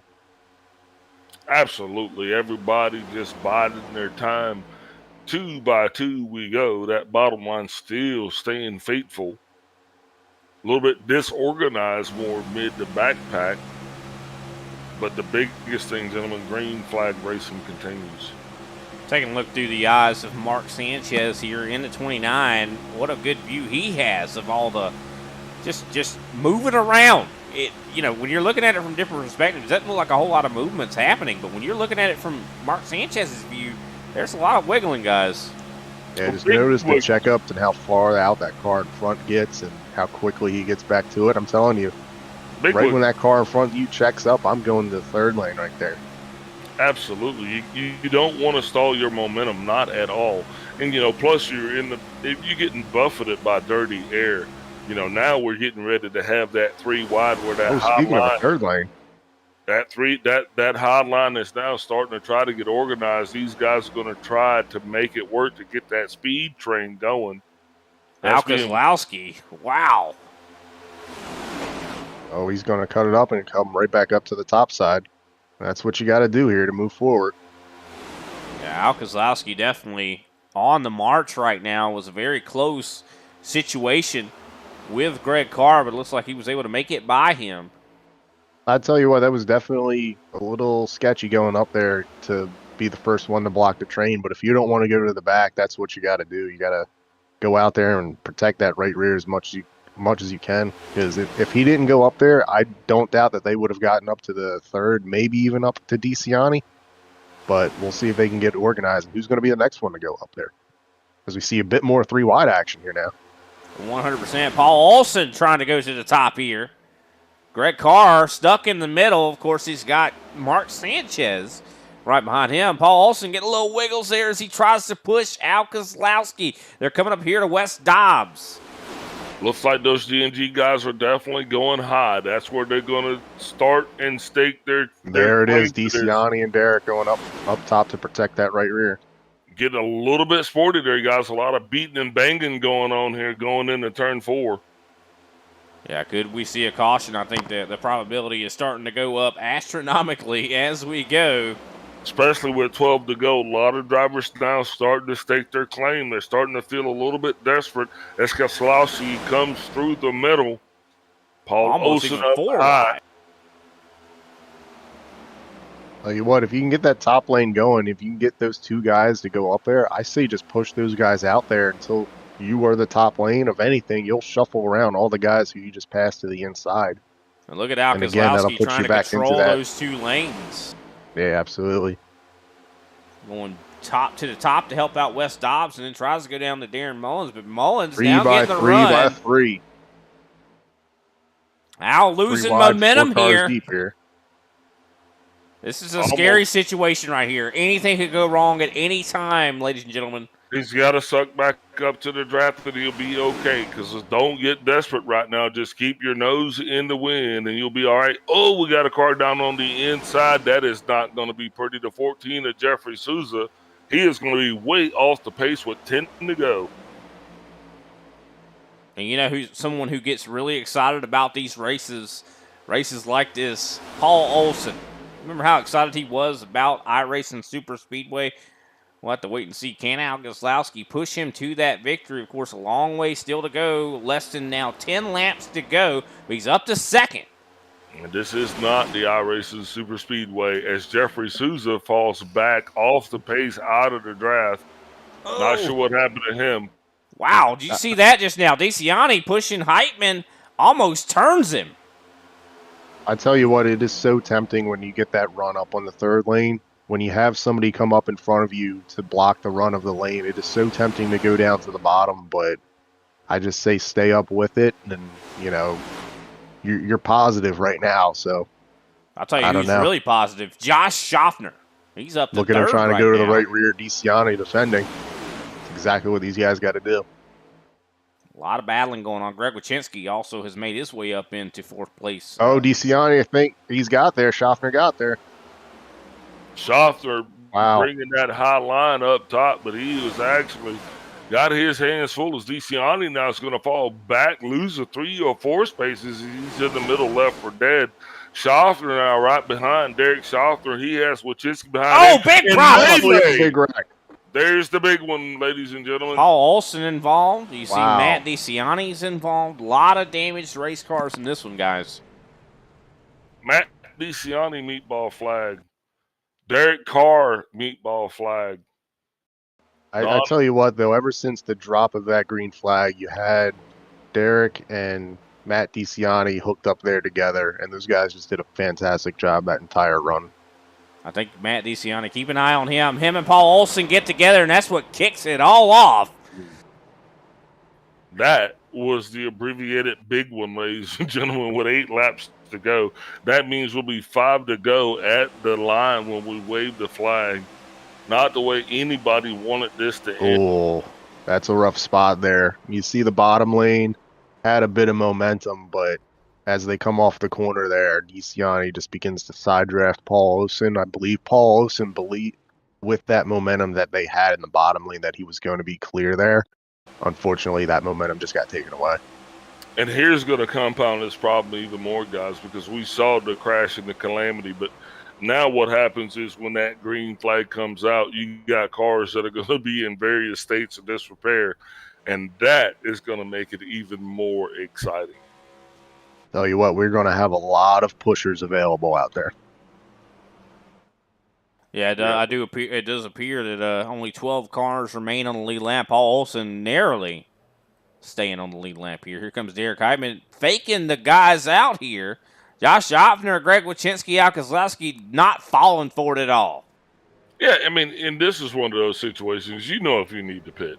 And we talked about this earlier. That's why those guys are going to stay out, because for this very situation. Now, if you stayed out at this point, obviously you're not worried about the green flag checker. You're thinking this thing is going to end under regulation, and so that you got to go with that. It's too late in the race to change that strategy. Now, the next thing is a lot of those guys that came in, they probably got to get damaged because, I mean, over half the field was involved in that wreck, and it looks like Derek the 27 of Derek Jacobs is going to be your lucky dog here today. Love to see that back on the lead lap. But I'll tell you what, Derek Heitman doesn't love to see. He's been having Matt DeCiani behind him for the majority of this race. No longer the case. Now he's got a crew of G&G behind him.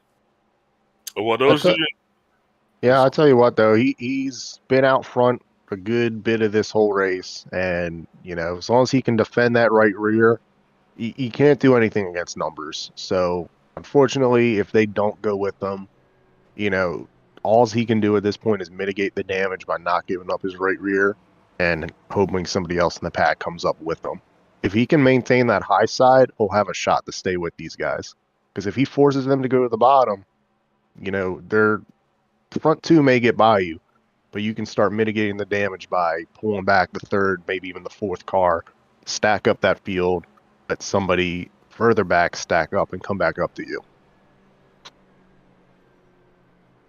Definitely a fantastic race so far. We hope everybody had a Merry Christmas and can't wait to see the new year. I'll tell you what, if this is the way we bring it in, I think we're doing pretty dang good, wouldn't you say, guys? Some great racing here tonight. Yeah, this is what you came to see. I mean, this is where it all. This is what it's about. We're going to be 5 laps to go on this thing, and that's a probability for at least one green-white checker, guys. If you think about it, so this race is far from over. It could be anybody's, and when you get to Talladega, I mean, it's almost like popcorn at the movies. You know what I mean? You expect to see the big one, right? Well, I tell you what, I don't think we're going to be done with the racing so far here, because I believe a lot of these guys out here are only going to be able to say teammate just as long as until they're out in the lead. We'll see how long that'll fly, and you know, with 5 laps to go here, you're going to have to make your moves, make your moves and make them quick. Well, I mean, especially getting so close to the end here. I mean, you see Josh Schaffner, Greg Wyszynski, Al Kozlowski, even though they're all on the same team. Who's to say that I want to win? You know what I mean? Hey, but Brian, we talked about this, and this was, I'm sure Chris was watching, but even at the end of the first stage, Kozlowski shortcut Powell. Yeah, Kozlowski tried to pass Powell, and of course, he probably learned a good lesson there. He didn't cost him the stage win. Well, he cost himself points.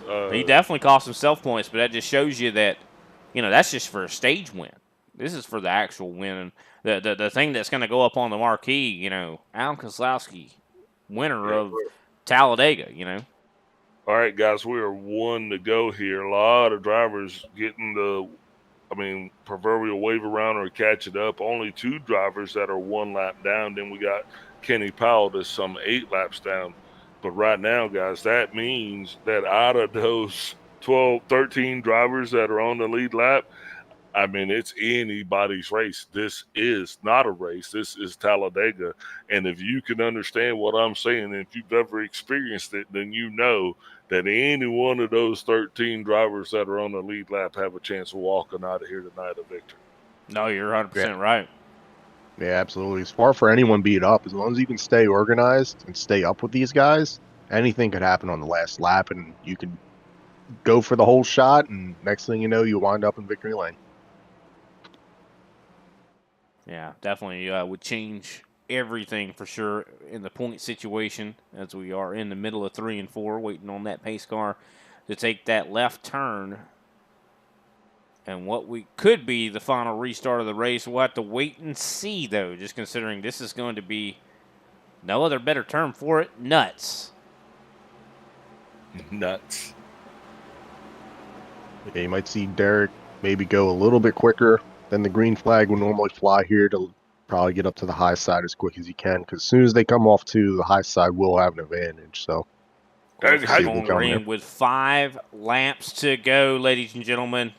If you're not on the edge of your seat, you ought to be now. Derek Heitman leads the field to the Geico restart zone, and the green flag is out. Bottom line, getting a solid launch and restart, Brian, as Derek Heitman leads the field into turn 1. You do have a lot more cars in the bottom lane here than they do on the top, so you guys don't have the momentum just yet. Look for the bottom line to keep coming here. Who's going to have more cars coming off of 2?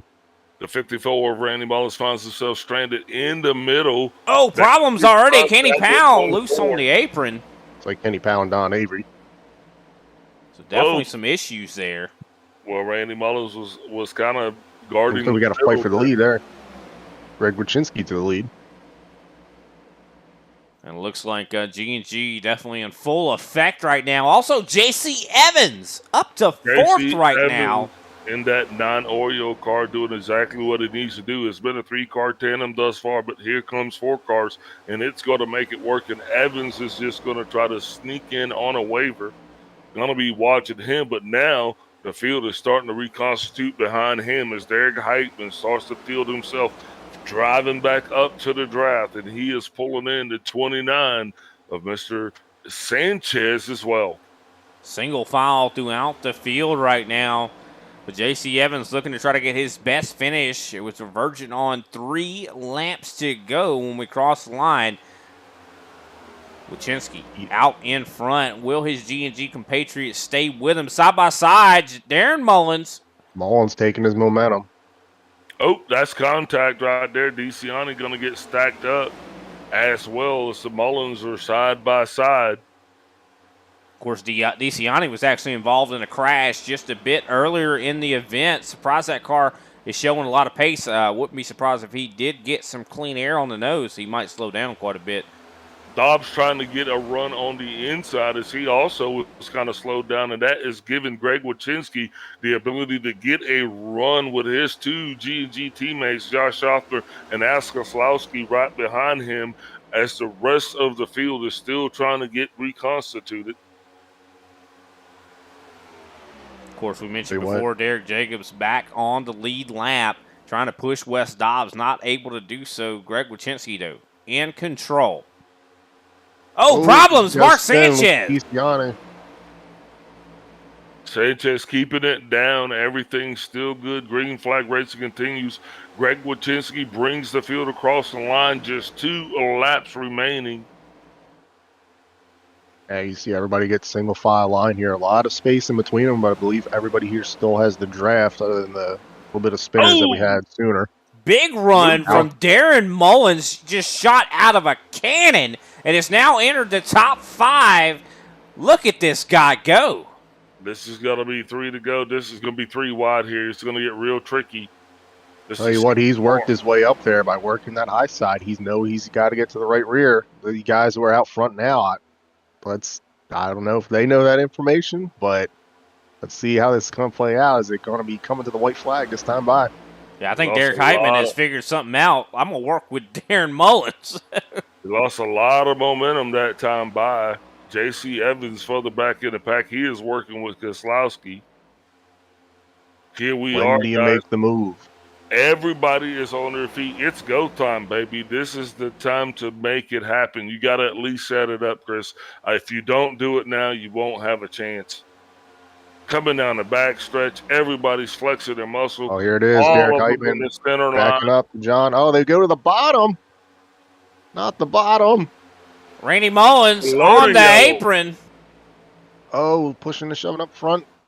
Derek Heitman. Tell you what, Derek, P3, he's got to do what he's got to do here. You got Alex Keselowski coming with a bit of a run here. If he pops to the outside. Schaffner. Oh, he's shoving him. Schaffner. Oh, he's side by side. No Moving yellow down line on rule. the inside door banging. Oh, does he Greg get? Wychinski is got your it. winner. Oh, he got second. Derek Tell you Heitman what, able to snag second away from Josh finish. Schaffner. What a finish, gentlemen. Wow. Great job to everybody out there. What a fantastic finish. Able to finish it under green. And Greg That's Wychinski comes home with the dub, ladies and gentlemen. Derek Heitman, of course, finishing in second place. Third place, Josh Schaffner. Fourth place, Al Keselowski. G&G coming home with a lot of spots in a big way here tonight. Darren Mullins going to finish fifth place. Sixth place, J.C. Evans. Fantastic performance from both him and the 64. Seventh place, Randy Mullins. Definitely survived the onslaught, come home in seventh here. Eighth place, Derek Jacobs. Great job. Top 10 for him. Ninth place, Wes Dobbs. And rounding out our top 10, Paul Olson. Matt DeCiani brings it home in 11th for Mark Sanchez in 12th.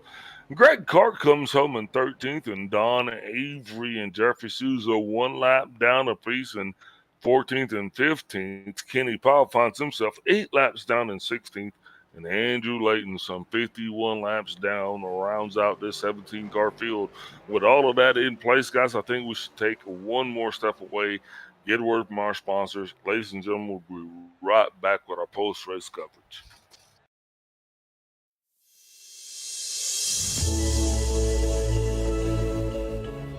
Hey everybody, my name is Warren Maddox. I am the president of Ultimate Experience Outdoors. Our mission, we are dedicated to taking veterans, first responders, youth, and Gold Star family members on outdoor excursions across the country. Support for our mission has many forms.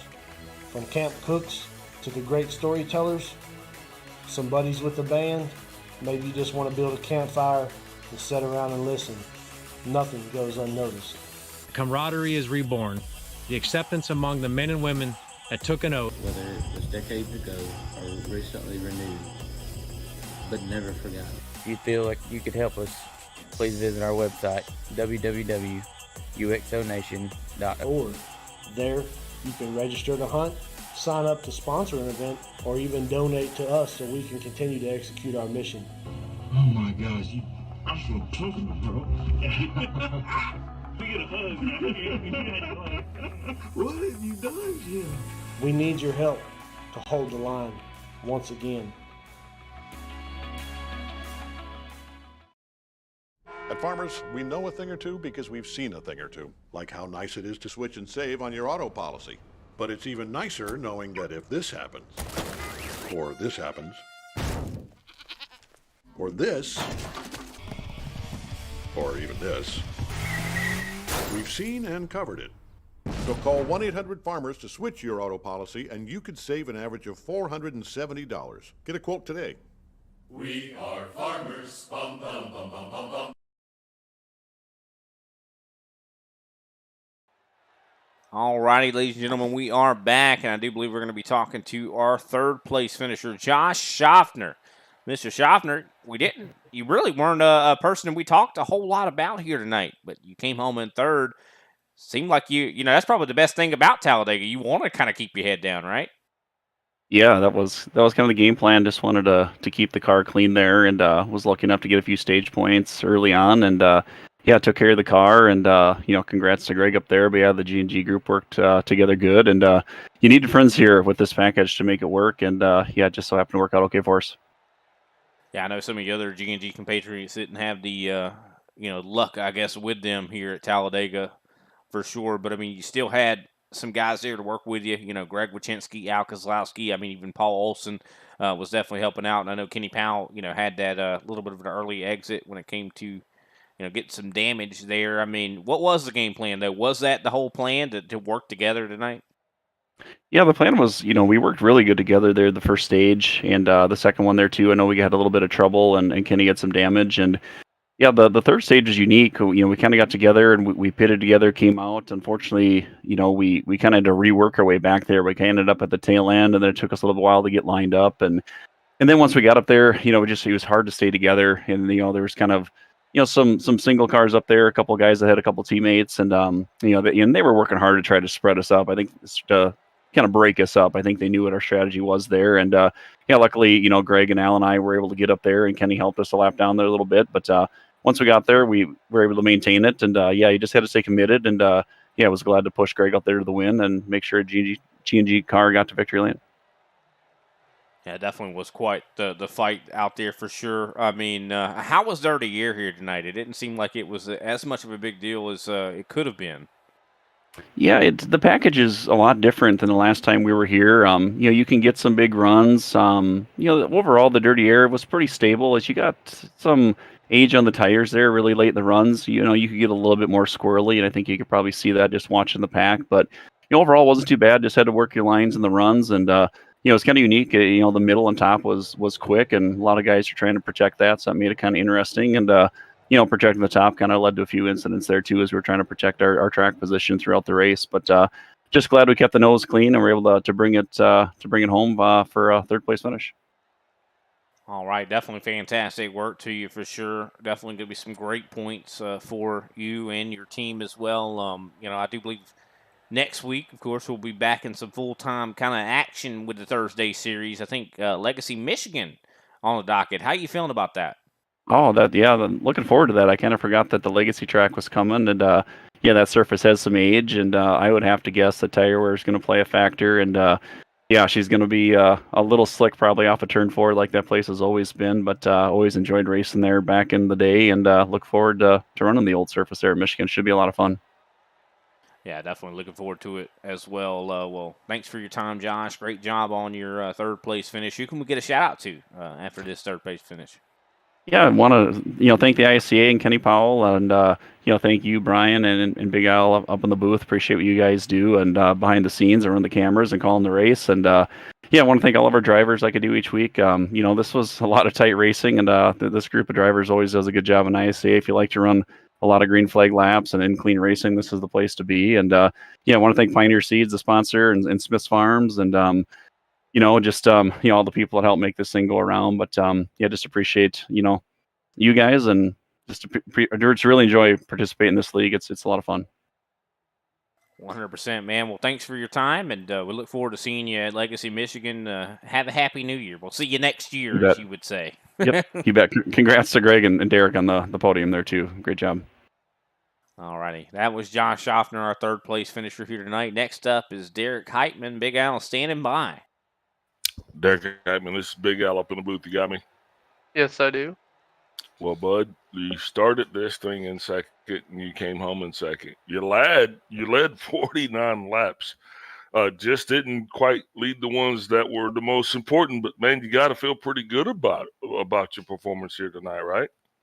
Yeah, it was good. Could have been better, but I'll settle for a P2. It's always a crapshoot anytime you come to these super speedways. So to be talking to you guys at the end of the race with the race car in one piece is a win to me. And we talked about this. This season's just kind of getting started here, and now you're here, so you don't have that excuse of this is the first time I raced this track. I think we're going to see a lot more podiums from you this year. Oh, well, just to clear the air, I'll have that excuse next week. But yeah, I mean, I'm definitely developing, getting a little bit used to running these tracks, and once I figure it out, it normally takes me 1 or 2 races throughout the week to kind of figure out what the hell I'm doing. But once we get it settled down, I always try to put on a show. So this is a little bit different. This isn't racing where you're just out there by yourself. This is racing that's really dependent upon not just your skill, but kind of the people that are around you. So how did you put yourself? How did you replicate that this week? Was it just mostly 8 opens, or I mean, what did you work teamwork? What were you doing? Only ran 4A opens this week. I won SOF on Monday night, so I just kind of took my champ points and ran with it in the series standings. But as far as preparing myself, I mean, you can't do anything to prepare yourself for Talladega. You just have to be aware of your surroundings at all times, know who you're racing against, watch out for chrome cars, and keep yours pointed straight. I like that. So what about pitting? Hold on a second. Watch out. We're not going to skip over that. Watch out for chrome Yeah, cars. we know what he said. Chrome cars kill. That is too funny, but continue, Big Al. I'm sorry to interrupt. So this whole, I mean, pitting though, you were actually out front. You were pushing it, and I mean, we were watching your fuel mileage, and it was kind of blowing our mind that you were pushing it for so long. So, kind of talk us through that, and the pressure of being on the bubble there, if you will. They're having how to manage all of that. I didn't really honestly do any managing at all. I was nervous for a second, but I gotta really shout out Matt for keeping my head straight on the fuel strategy, because he was like, if you just make it to this lap, you'll be good. And I'll be honest, I didn't quite believe him, but I kept looking over at my fuel calculator and I kept saying I was good, and then I was not good, and then I was good, and then I was not good, and I was like, well, I think I'm going to be right on it. So I just ran it dry to the pit stop, because I felt like I was going to absolutely have to.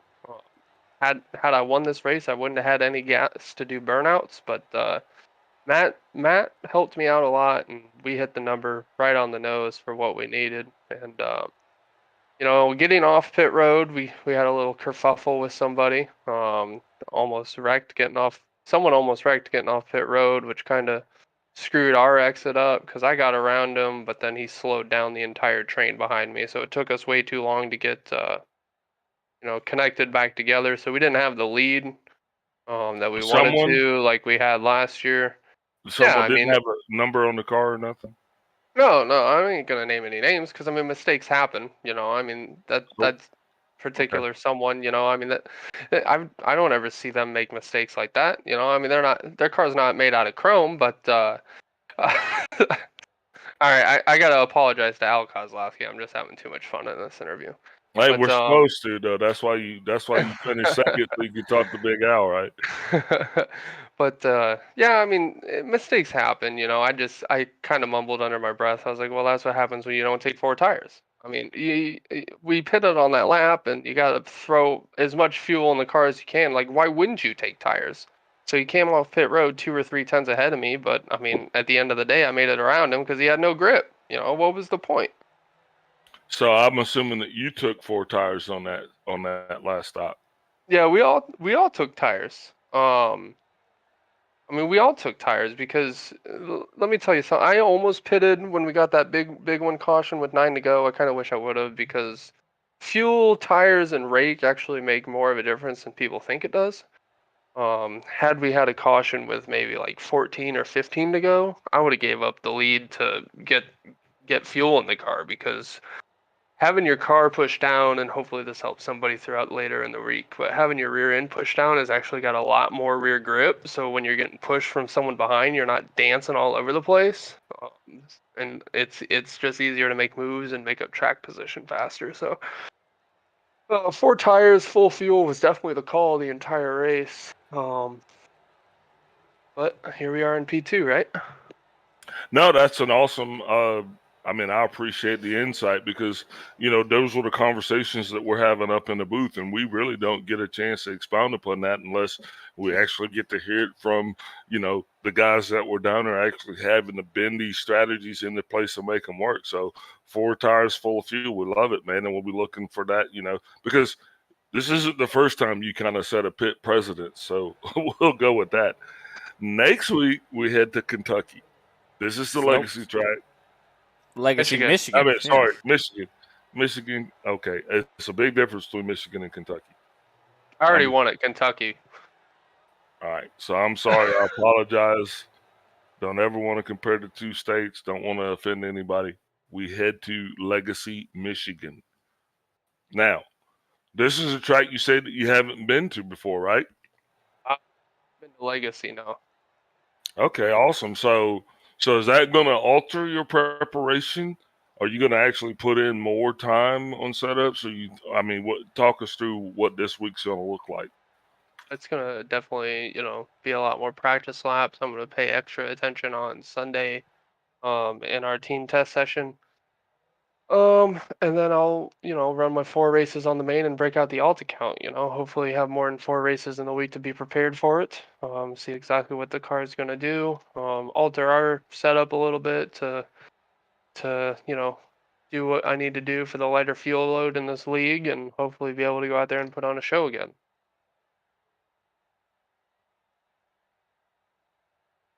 Okay, awesome, man. So congratulations again to P2. We can't wait to see you next week. Before we let you go, who you going to shout out? Shout out everybody. Keep their car pointed straight and keep it in a straight line. So, because the racing was really good for the most part.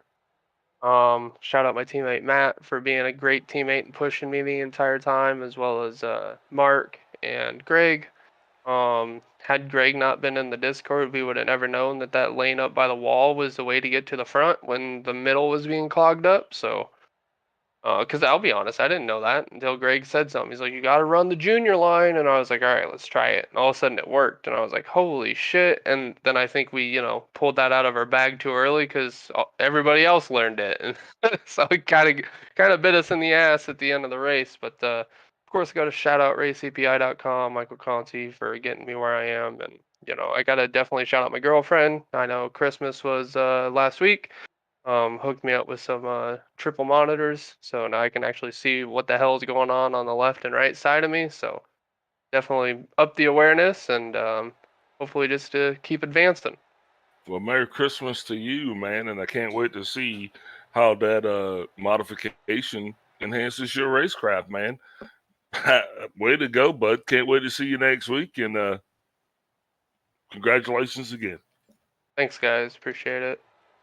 All righty, that was Derek Heitman, and definitely this is probably the best track you could have to have triples. I mean, just considering, view is everything at this track, but thanks to him for his time. Next up is going to be Greg Wachinski, our winner here tonight. Greg, you haven't been to Victory Lane in quite a few races. How you feeling, bud? Feeling good, my friend. It's always good when you finish first place. 100%. Fighting to talk to me, man, and you did it in style. You did it. You had some teammates that were helping you out along the way. What was going through your mind this whole race? What was the goal? Well, obviously just to finish the race is the most important thing because these, I think Derek said it earlier, it's just basically a crapshoot at these tracks sometimes. But I thought everybody raced pretty good tonight. We had a few incidents, but it was pretty clean, respectful. Yeah, definitely seemed like it was for sure. And so I know G&G as a whole, were you guys working together quite a bit this week to try to, get used to working together? That way you can pull some tools out of the back pocket? Because it seemed like you guys knew exactly what you're doing, especially in that first stage when you guys kind of were all running that middle to the top groove. Yeah, a track like this, you have to try to work with your teammates if you want to stay up front and win. My teammates are awesome. Josh, if it wasn't for him, there's no way I win that race. That last restart, it pretty much came down to whoever was able to get in the front. That's and hopefully everybody else could just push them through. But without my teammates, it's nothing. I raced a few A Opens this week and got wrecked at every single one of them, and it was a rough week until tonight. But thanks to those guys, it wouldn't have been possible without them. Well, isn't that something? Because I remember you were actually talking to me before the broadcast kind of started about, kind of your week in the officials. Isn't that something that you're able to kind of recover, even though it's not going to help your I rating out, but it's definitely going to help your points in the ISCA? Yeah, for sure. I mean, it was not a good week in the A Opens, but I like this track. It's fun. I mean, I don't focus too much on my I rating. It goes up, it goes down, but it's still fun.